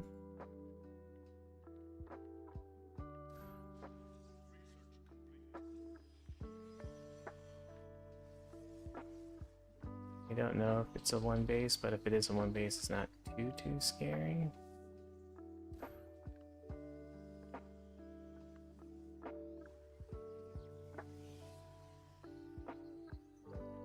We'll try to see if we can go for Colossi though.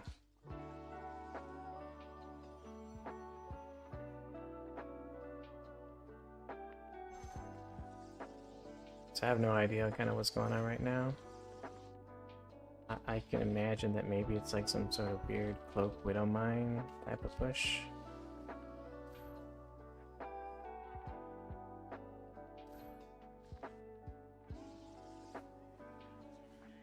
Oh shit, it is.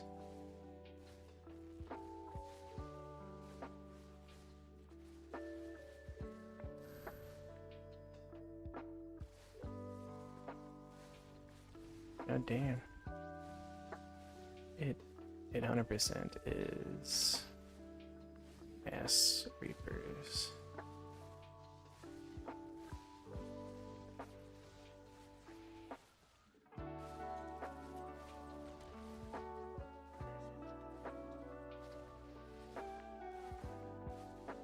This is the first time I played against think again. This is the first time I played against Mass Reaper where they just banked the Reapers. I liked it. It was a good play. They jumped up on my stalkers. If I could have put the stalkers, I didn't lose my first 3 stalkers there. Like him just fucking diving me.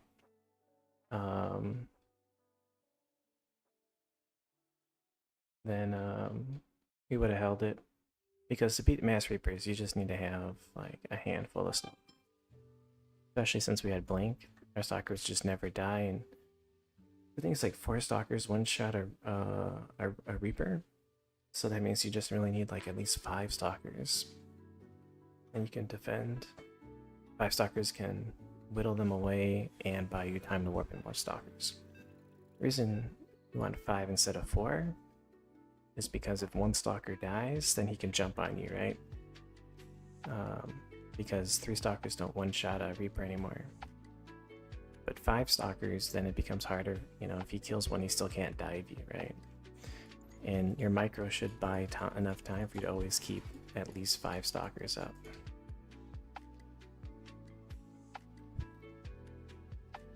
But yeah, it's not a bad strategy. Definitely one of those strategies you fight once, and that's it. You know?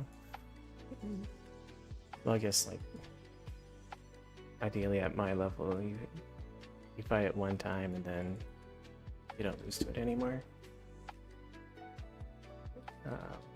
But it's definitely proportional to like how often and it's done, right? So if we ever do lose that strategy again, it's because we play it like 1 out of 100 games. So it just becomes a little bit more unexpected that way. I don't even know what my MMR is right now. I've been paying attention. But I imagine we're probably like 467 or something.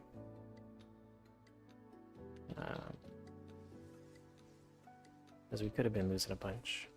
Although if we would have beat you, we didn't throw away that game against you.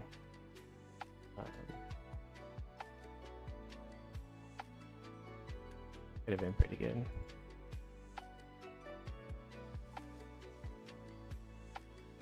Could have probably been done for the night.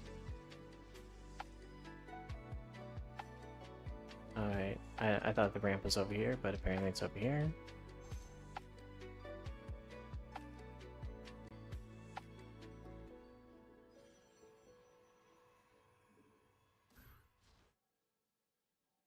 Surreal. I think the funny thing is, like, Terran players are always whining about Protoss and sort of being so cheesy.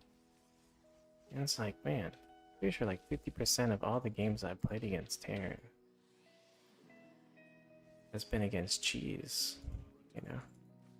Alright, well, it's a Reaper.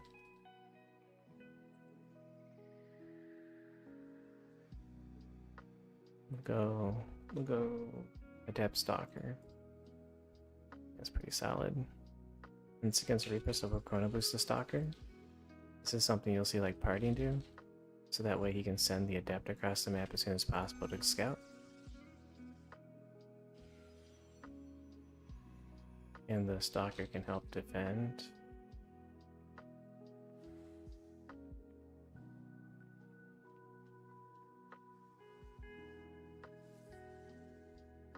Obviously the scary thing is gonna be running into a Cyclone.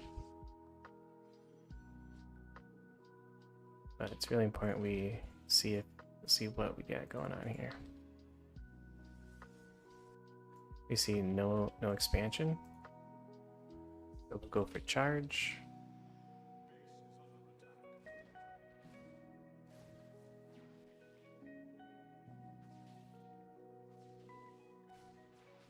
We block him with this.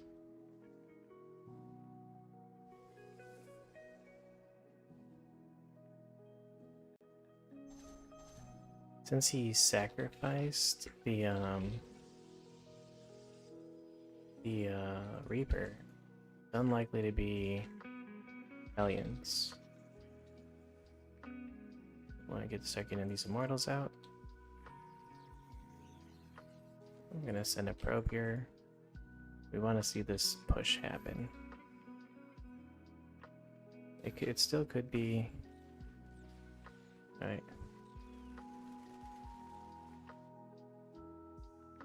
Unfortunate.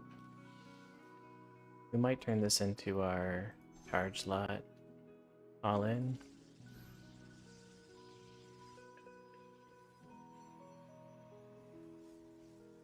Build. Because this guy is playing pretty sus. He already kind of forced us into like his style.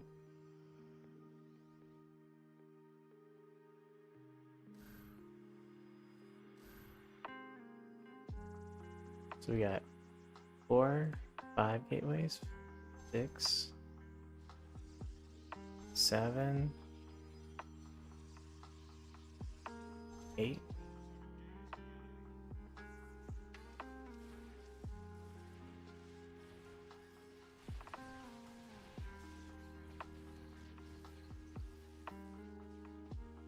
That's alright.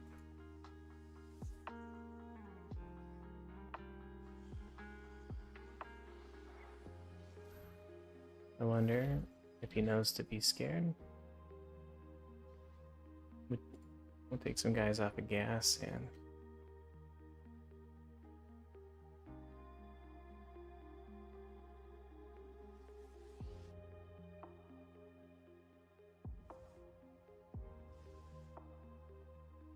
oh shit.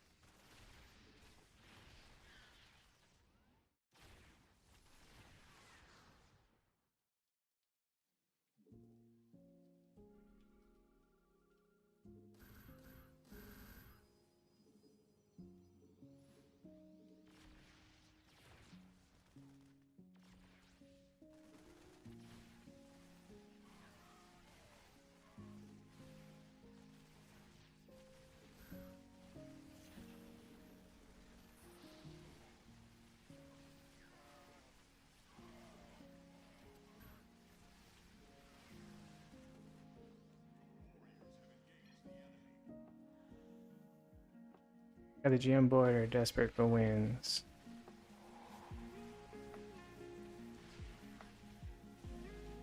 Oh wait.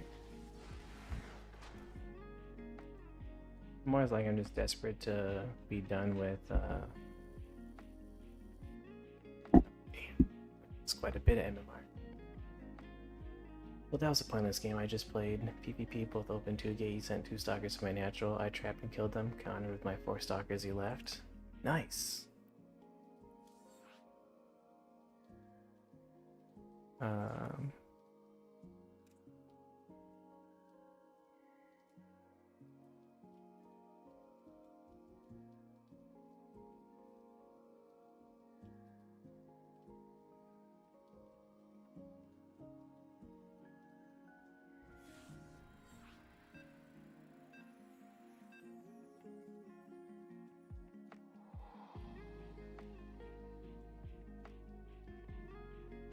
I will admit that I have had that scenario happen to me too. Except I was the one that lost the 2 stalkers and then died to his counterattack. So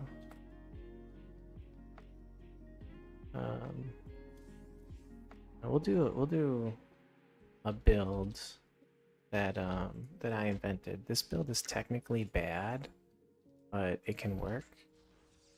Assuming he's not cannon rushing me. What is it? Message log. Okay, so oh damn. Okay, damn it. Accidentally canceled that probe because I checked the message log. This build is technically bad, but it does kill so many low-level players, and I've killed some high-level players with it too. I think my highest win is against a 5.4k Protoss.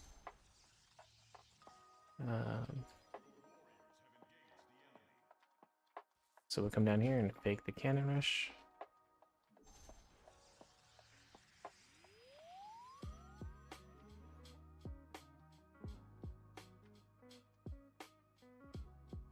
And how this build works is that it's a 2-gate pressure all-in build. You only chrono once.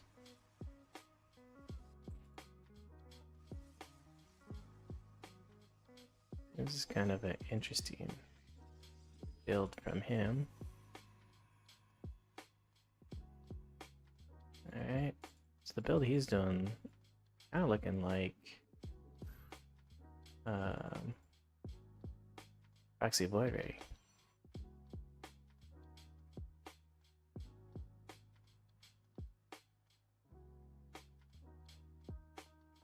We'll just go and take a quick peek, Sipoo.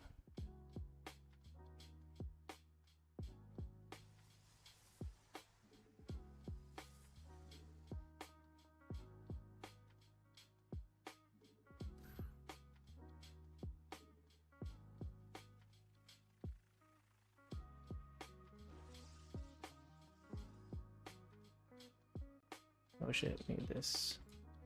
Alright, my build's a little bit late.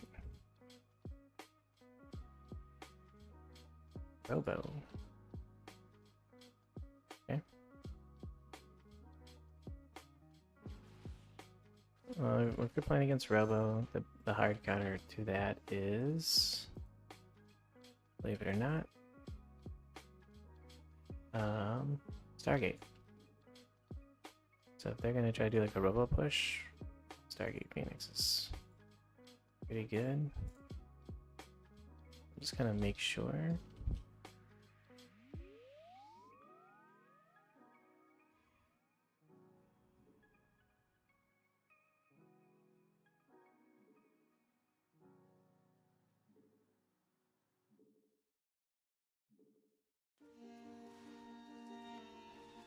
Yep.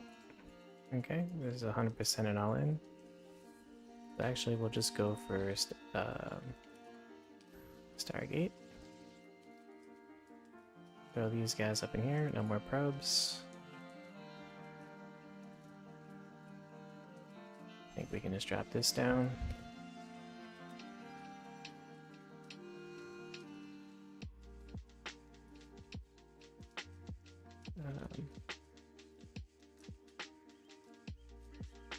The Void Rays are insane DPS.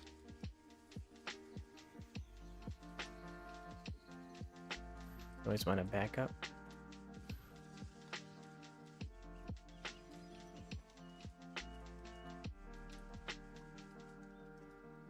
Build one of these guys over here.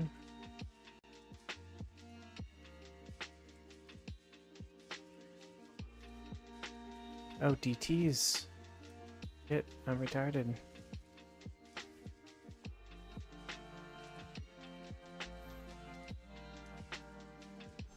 Looks like I should have known better.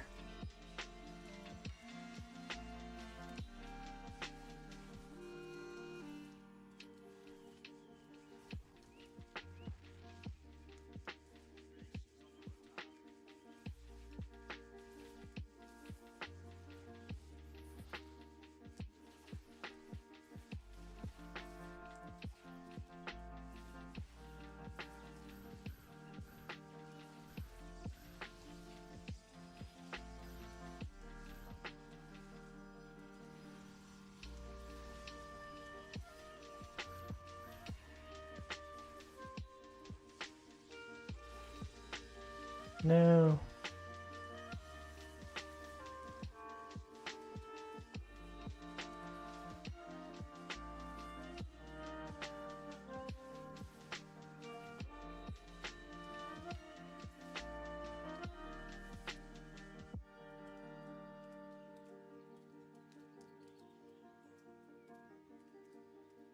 Tick.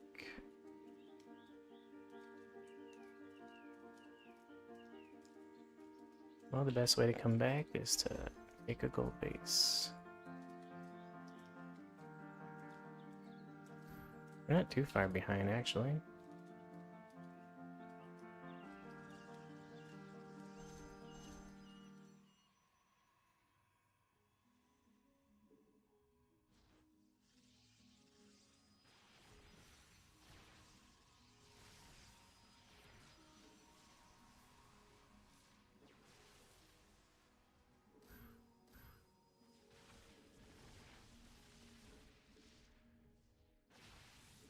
Well, now we are.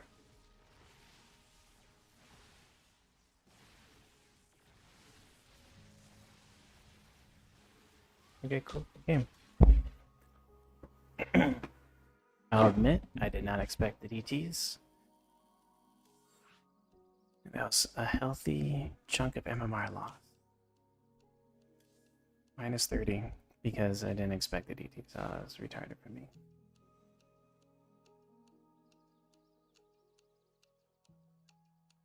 Oh well.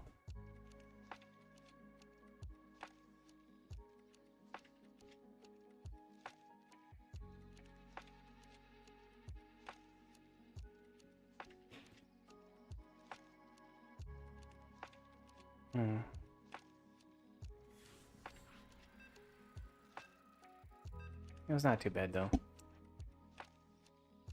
Not too bad.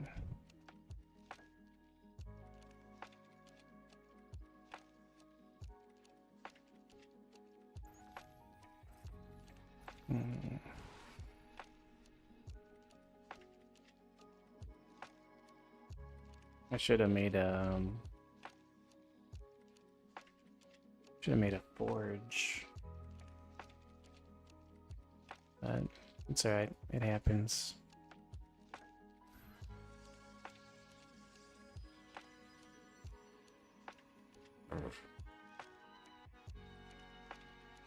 We were a little bit too greedy with going for the proxy nexus, but I was mostly just expecting him to expand. But those are the kind of risks you need to take when you're playing against stuff like that and you take major damage. Your options are to, if you're able to scout, obviously scout. And perhaps that's what we should have done, is try to send like a follow-up scout to check this expansion. He did a full wall, so I would have, but he did a full wall and he lost a warp prism. So actually, you know, we probably, we literally probably had the information that there was no chance for him to take a fast expansion. So we really probably should have went for the safe play and expanded a little bit slower.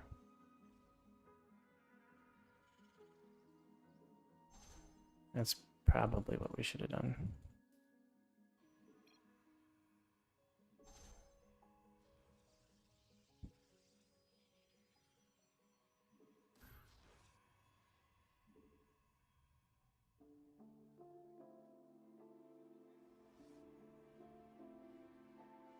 Yeah.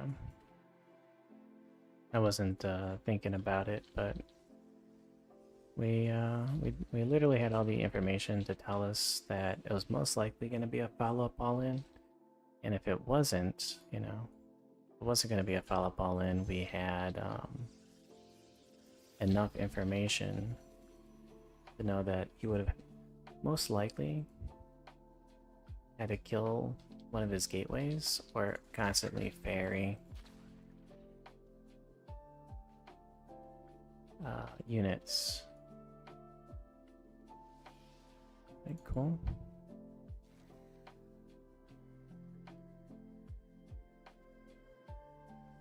With this warp prism, bury the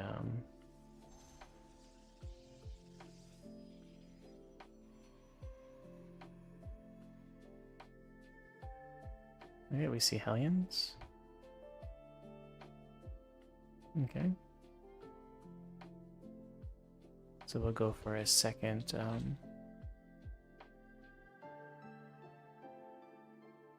Stalker.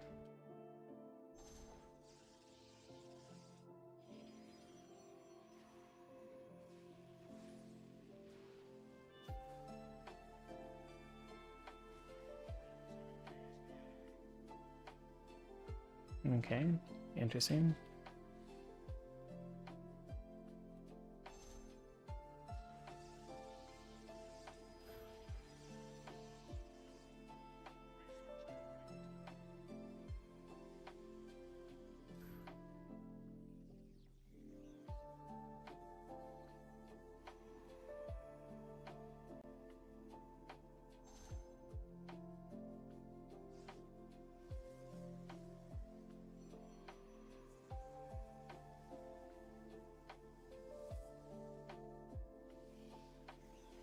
So since it's a Hellion, we know that there's no chance for Widowmine. Well, there's still a chance. Okay, I shouldn't say. There's still a chance for the Widowmine to hit at 420, but it'd be like a medevac of like 2 Widowmines. So if Widowmines were coming, it'd be like just a medevac of 2. Let's see what we're seeing.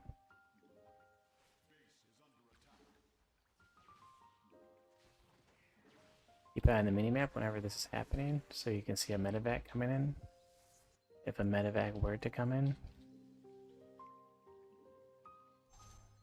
We are supply blocked, which is an unfortunate circumstance.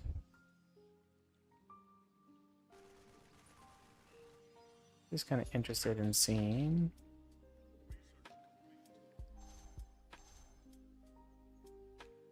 what we got it going on here. We're just gonna do like a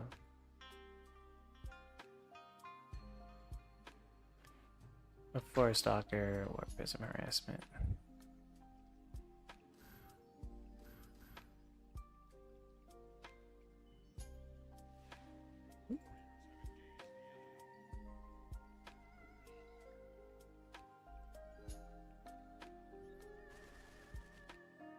Okay.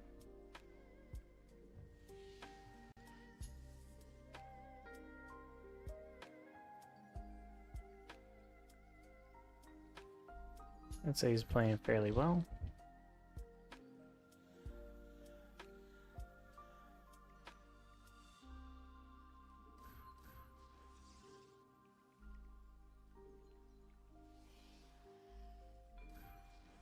We need to start getting our gateway count up higher.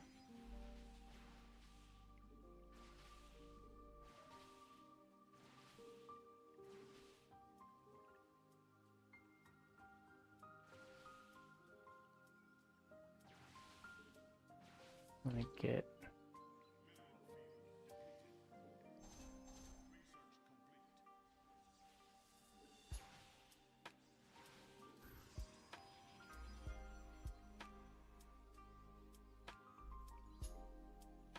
see if we can pick off some units, buy some time.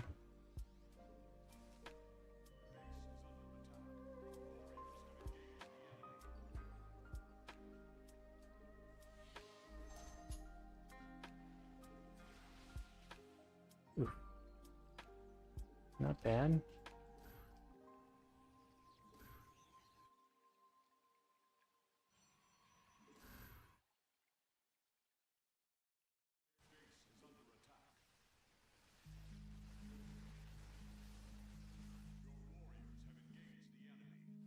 What I love most about Terran is their incredible DPS.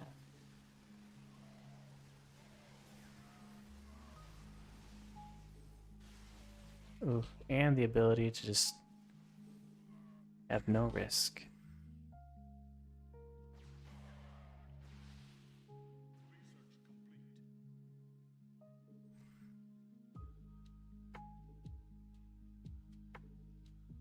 Okay, we'll expand again.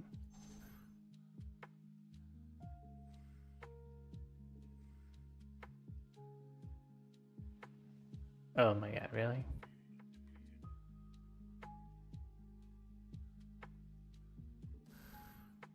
I thought I expanded here, but I guess not.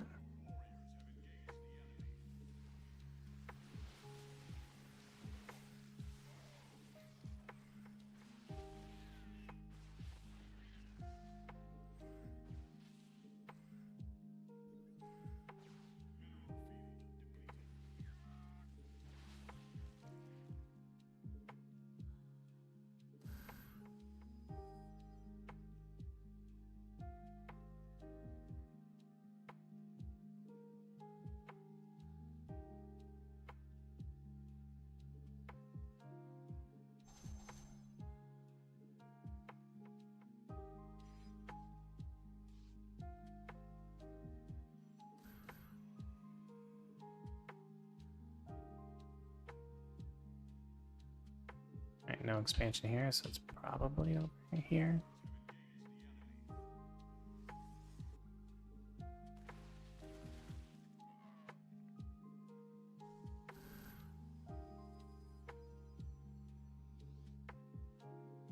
He should be trying to drop me.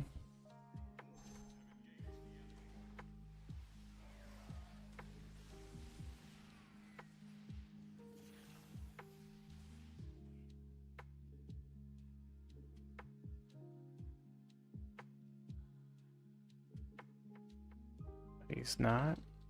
So he could just be thinking that he's ahead. It's good, but we want him to think. We've let up on the pressure, so he really should be considering sending out a couple drop ships. I'm basically just saying, like, you know, this army is small as fuck.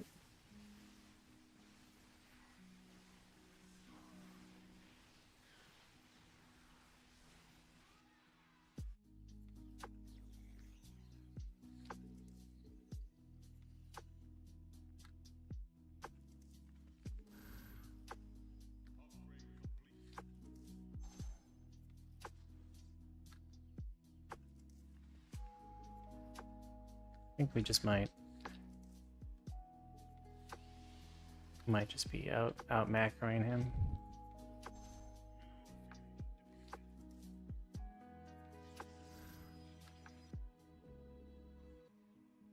So we can bring these guys.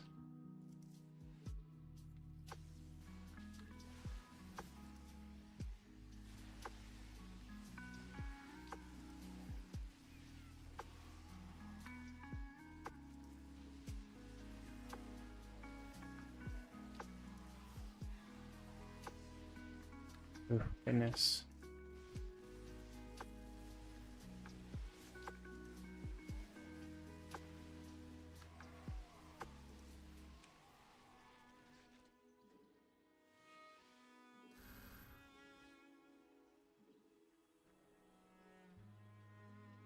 That's not really a good angle to attack from. Maybe we shouldn't be sieging this. Maybe we should be like really attacking from the high ground.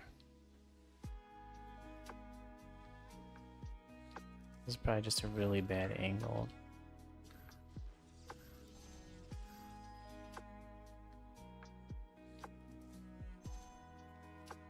Alright, well this base is secured. We can go here.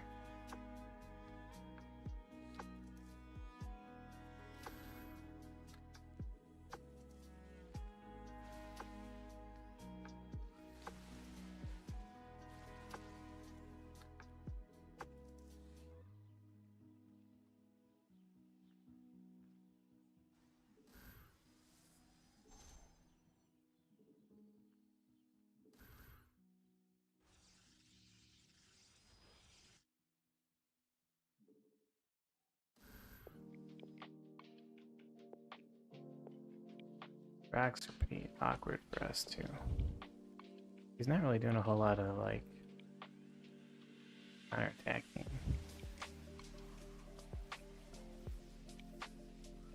No! My god, my control sucks.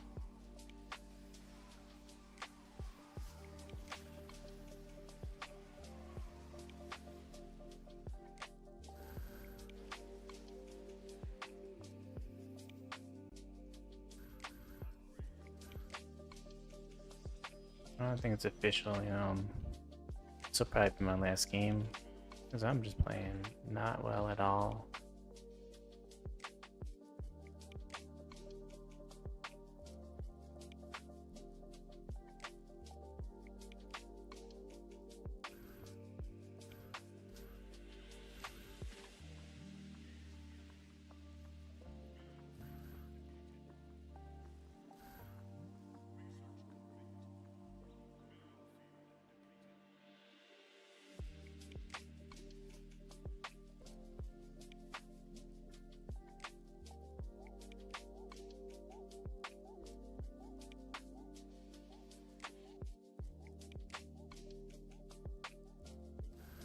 I feel like we should have won already, but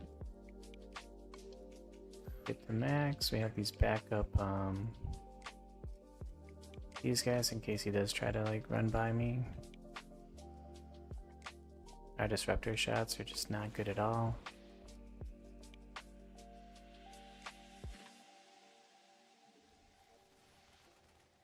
We finally have a good one. We did kind of have a good one.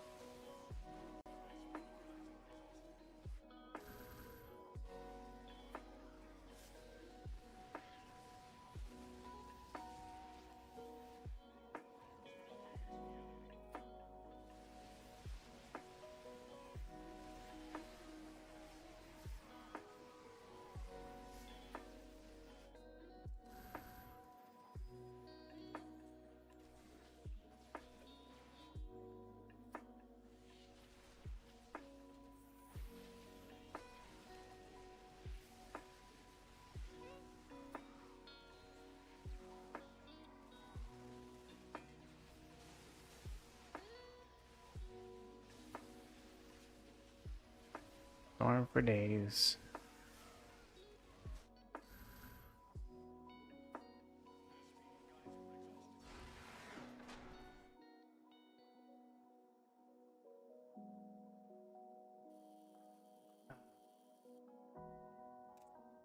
$4.2K guy.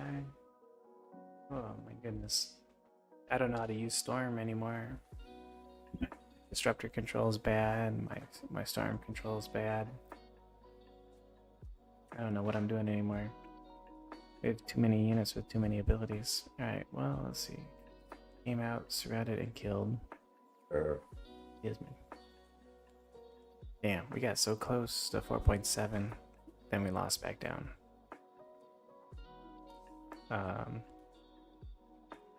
We just didn't have it in us for tonight, or we just didn't have it in us to do it today. But we definitely had all the possibilities, right? We almost won that game against you. We almost won. There's a bunch of games we almost won that had those been wins, we'd be 4-7. So, and that's what you need to like think about. Is like, how many games do you lose that are very close, right? Where it's just, it wasn't too much more that you could have done, right? Or too much more you needed to do to win. And that's the best way to think about it. You know, like, I am super confident that I can get the 4-7. I'm super confident I can get the 4-8. I'm super confident that I can get the 5K, because there's not a whole lot of games. I don't think there's any game that I've lost where I felt like there wasn't the chance that I could have won. Even if the games look like it's completely one-sided against you, like I said, StarCraft messes with your mind, because what happens is your army, like, small mistakes, your whole entire army can evaporate. And we kind of showcased that in this stream today, where against you, I kind of like got a little bit greedy. Like, we had a really strong advantage attacking into his third base, and then I got a little bit greedy and tried to snipe the overcharge, and I overextended a little bit too much, and his blink micro was better than I thought it would be. So we pretty much kind of threw that game away. Or we probably should have just backed off and kept warping in, and then, you know, I have my blink versus his, because his blink stalker micro was, I'd say, almost as good as mine. I think I had some better, like, I can sometimes blink a stalker and have it dodge all of the shots. I didn't really see that from him, so in our fights, that's one of the reasons I was able to hang on a little bit longer, especially if you go back and watch. There are some stalkers that I was able to blink and completely dodge all of the attacks that he did, right?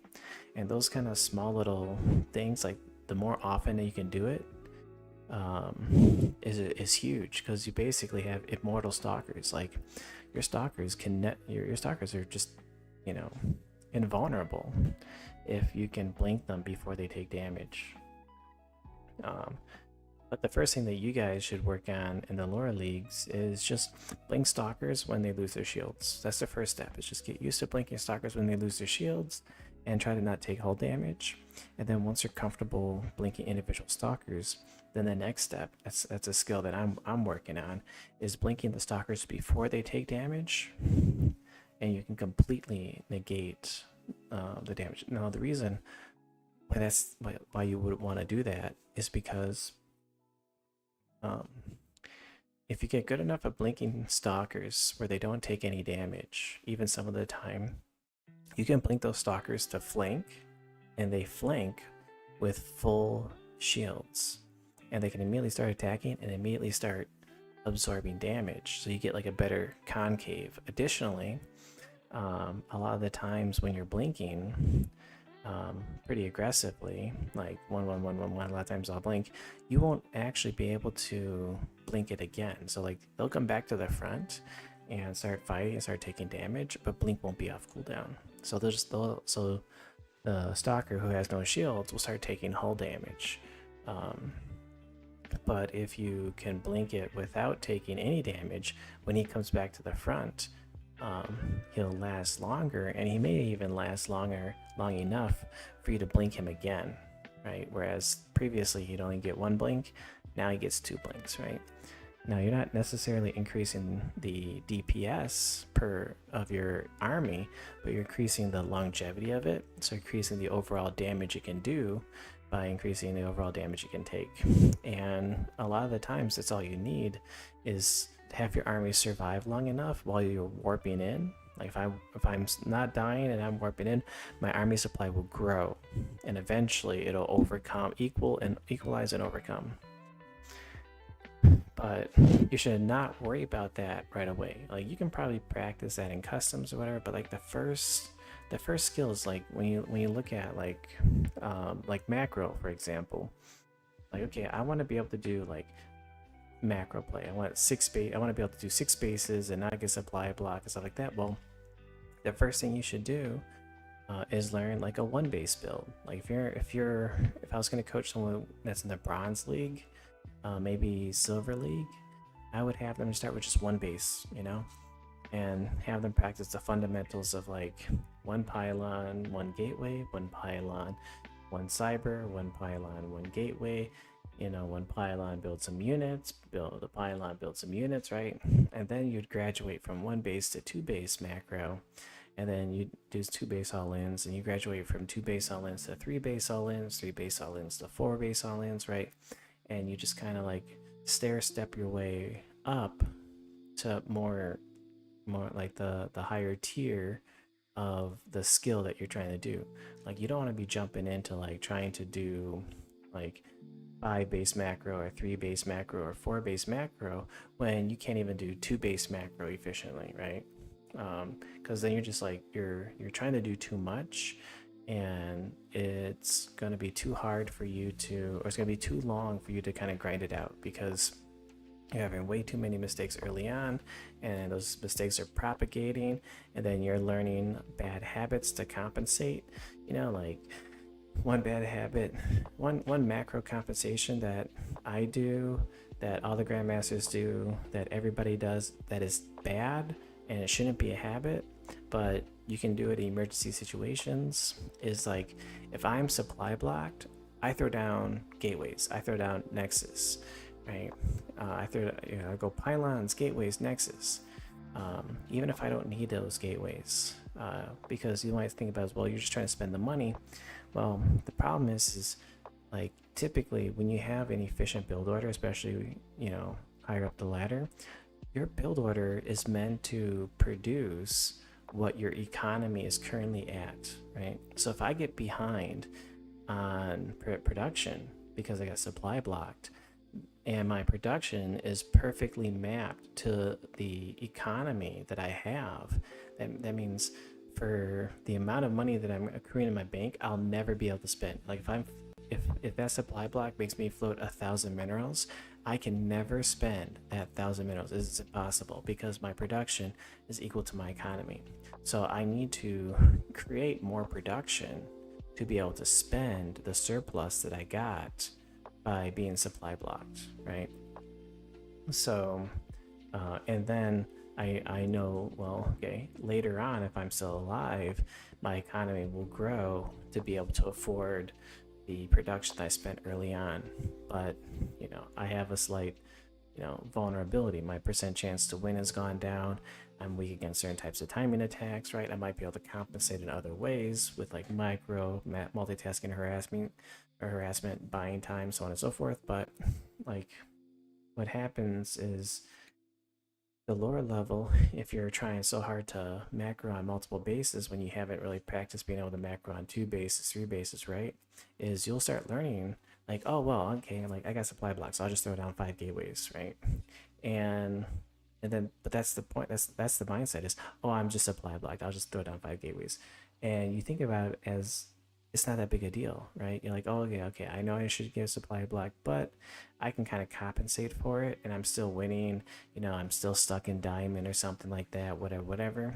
And you never really understand that you shouldn't be having that bad habit, right? That is a band-aid that you should only use sometimes. It shouldn't be just like a whatever, I'm gonna focus on other things.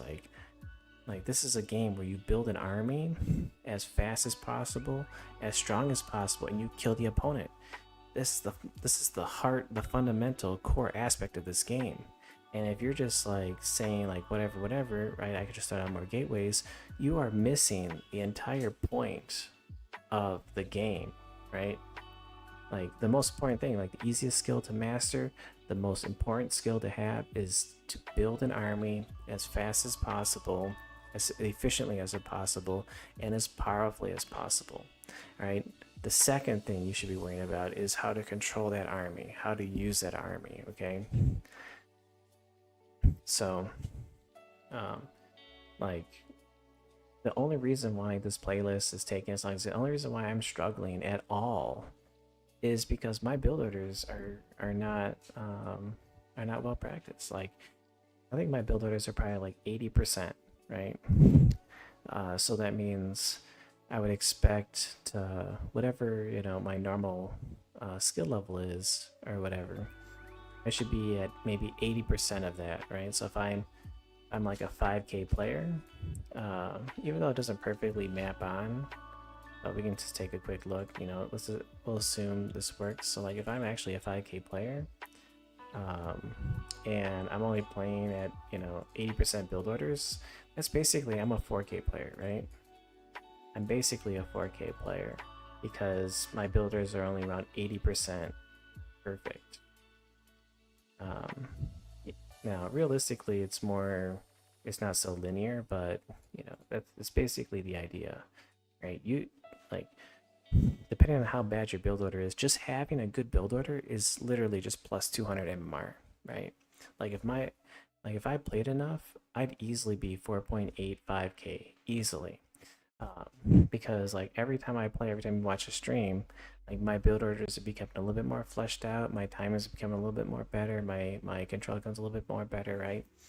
And eventually when I get back to 4.8K, 5K, my build orders will be even more crisp, right? And if I had time to practice, I would just, I'd spend like a couple days, I grind out my 3 build orders, and I would just, crush the ladder, and I'd grind out 3 more build orders, mix and match those guys, right? I have the sneeze.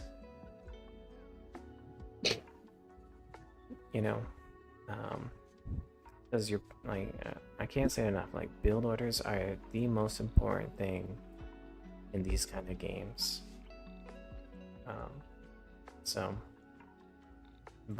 And you shouldn't be relying on band-aids, your build order band-aids. Like you can rely on them when you make honest mistakes, but you should be trying. That's the first thing you should be doing, is fixing build order mistakes. And a lot of times when you see me lose and I'm like complaining about it or talking about it a little bit afterwards in the next game, like 99% of the time what I'm talking about is how I messed up my build order. It's like, like I said at the beginning of this stream, I said like last stream, it's like, oh yeah, okay, maybe I should have built the pylon before the cybernetics core. Maybe I should have built the pylon before the gas. Maybe I should have built the gas before the pylon. Whatever. Because the most important thing it's the build order, right? You know, I'm like, okay, I could have micro better. I don't care, right? It doesn't matter how good I micro 2 stalkers if I could have had 4 stalkers, right? If I could have had 6 stalkers, right? I can micro my ass off with like, you know, X amount of units, but it doesn't matter if I could have had twice as many units. Right? With twice as many units, I could probably just A moved them. But anyway, you know, can't harp on it enough, but you know. So, but anyway, you guys have a good night. Hopefully, this little bit of information was useful. We'll try to we'll try to slowly get back to 4.8k at least, because that's like your end of season minimum Grandmaster MMR. So, but if Stormgate comes, you know, if Stormgate beta opens up, I might have to just call the playlist as it is. But hopefully, you know, we've at least given you guys enough to ponder. But have a good night.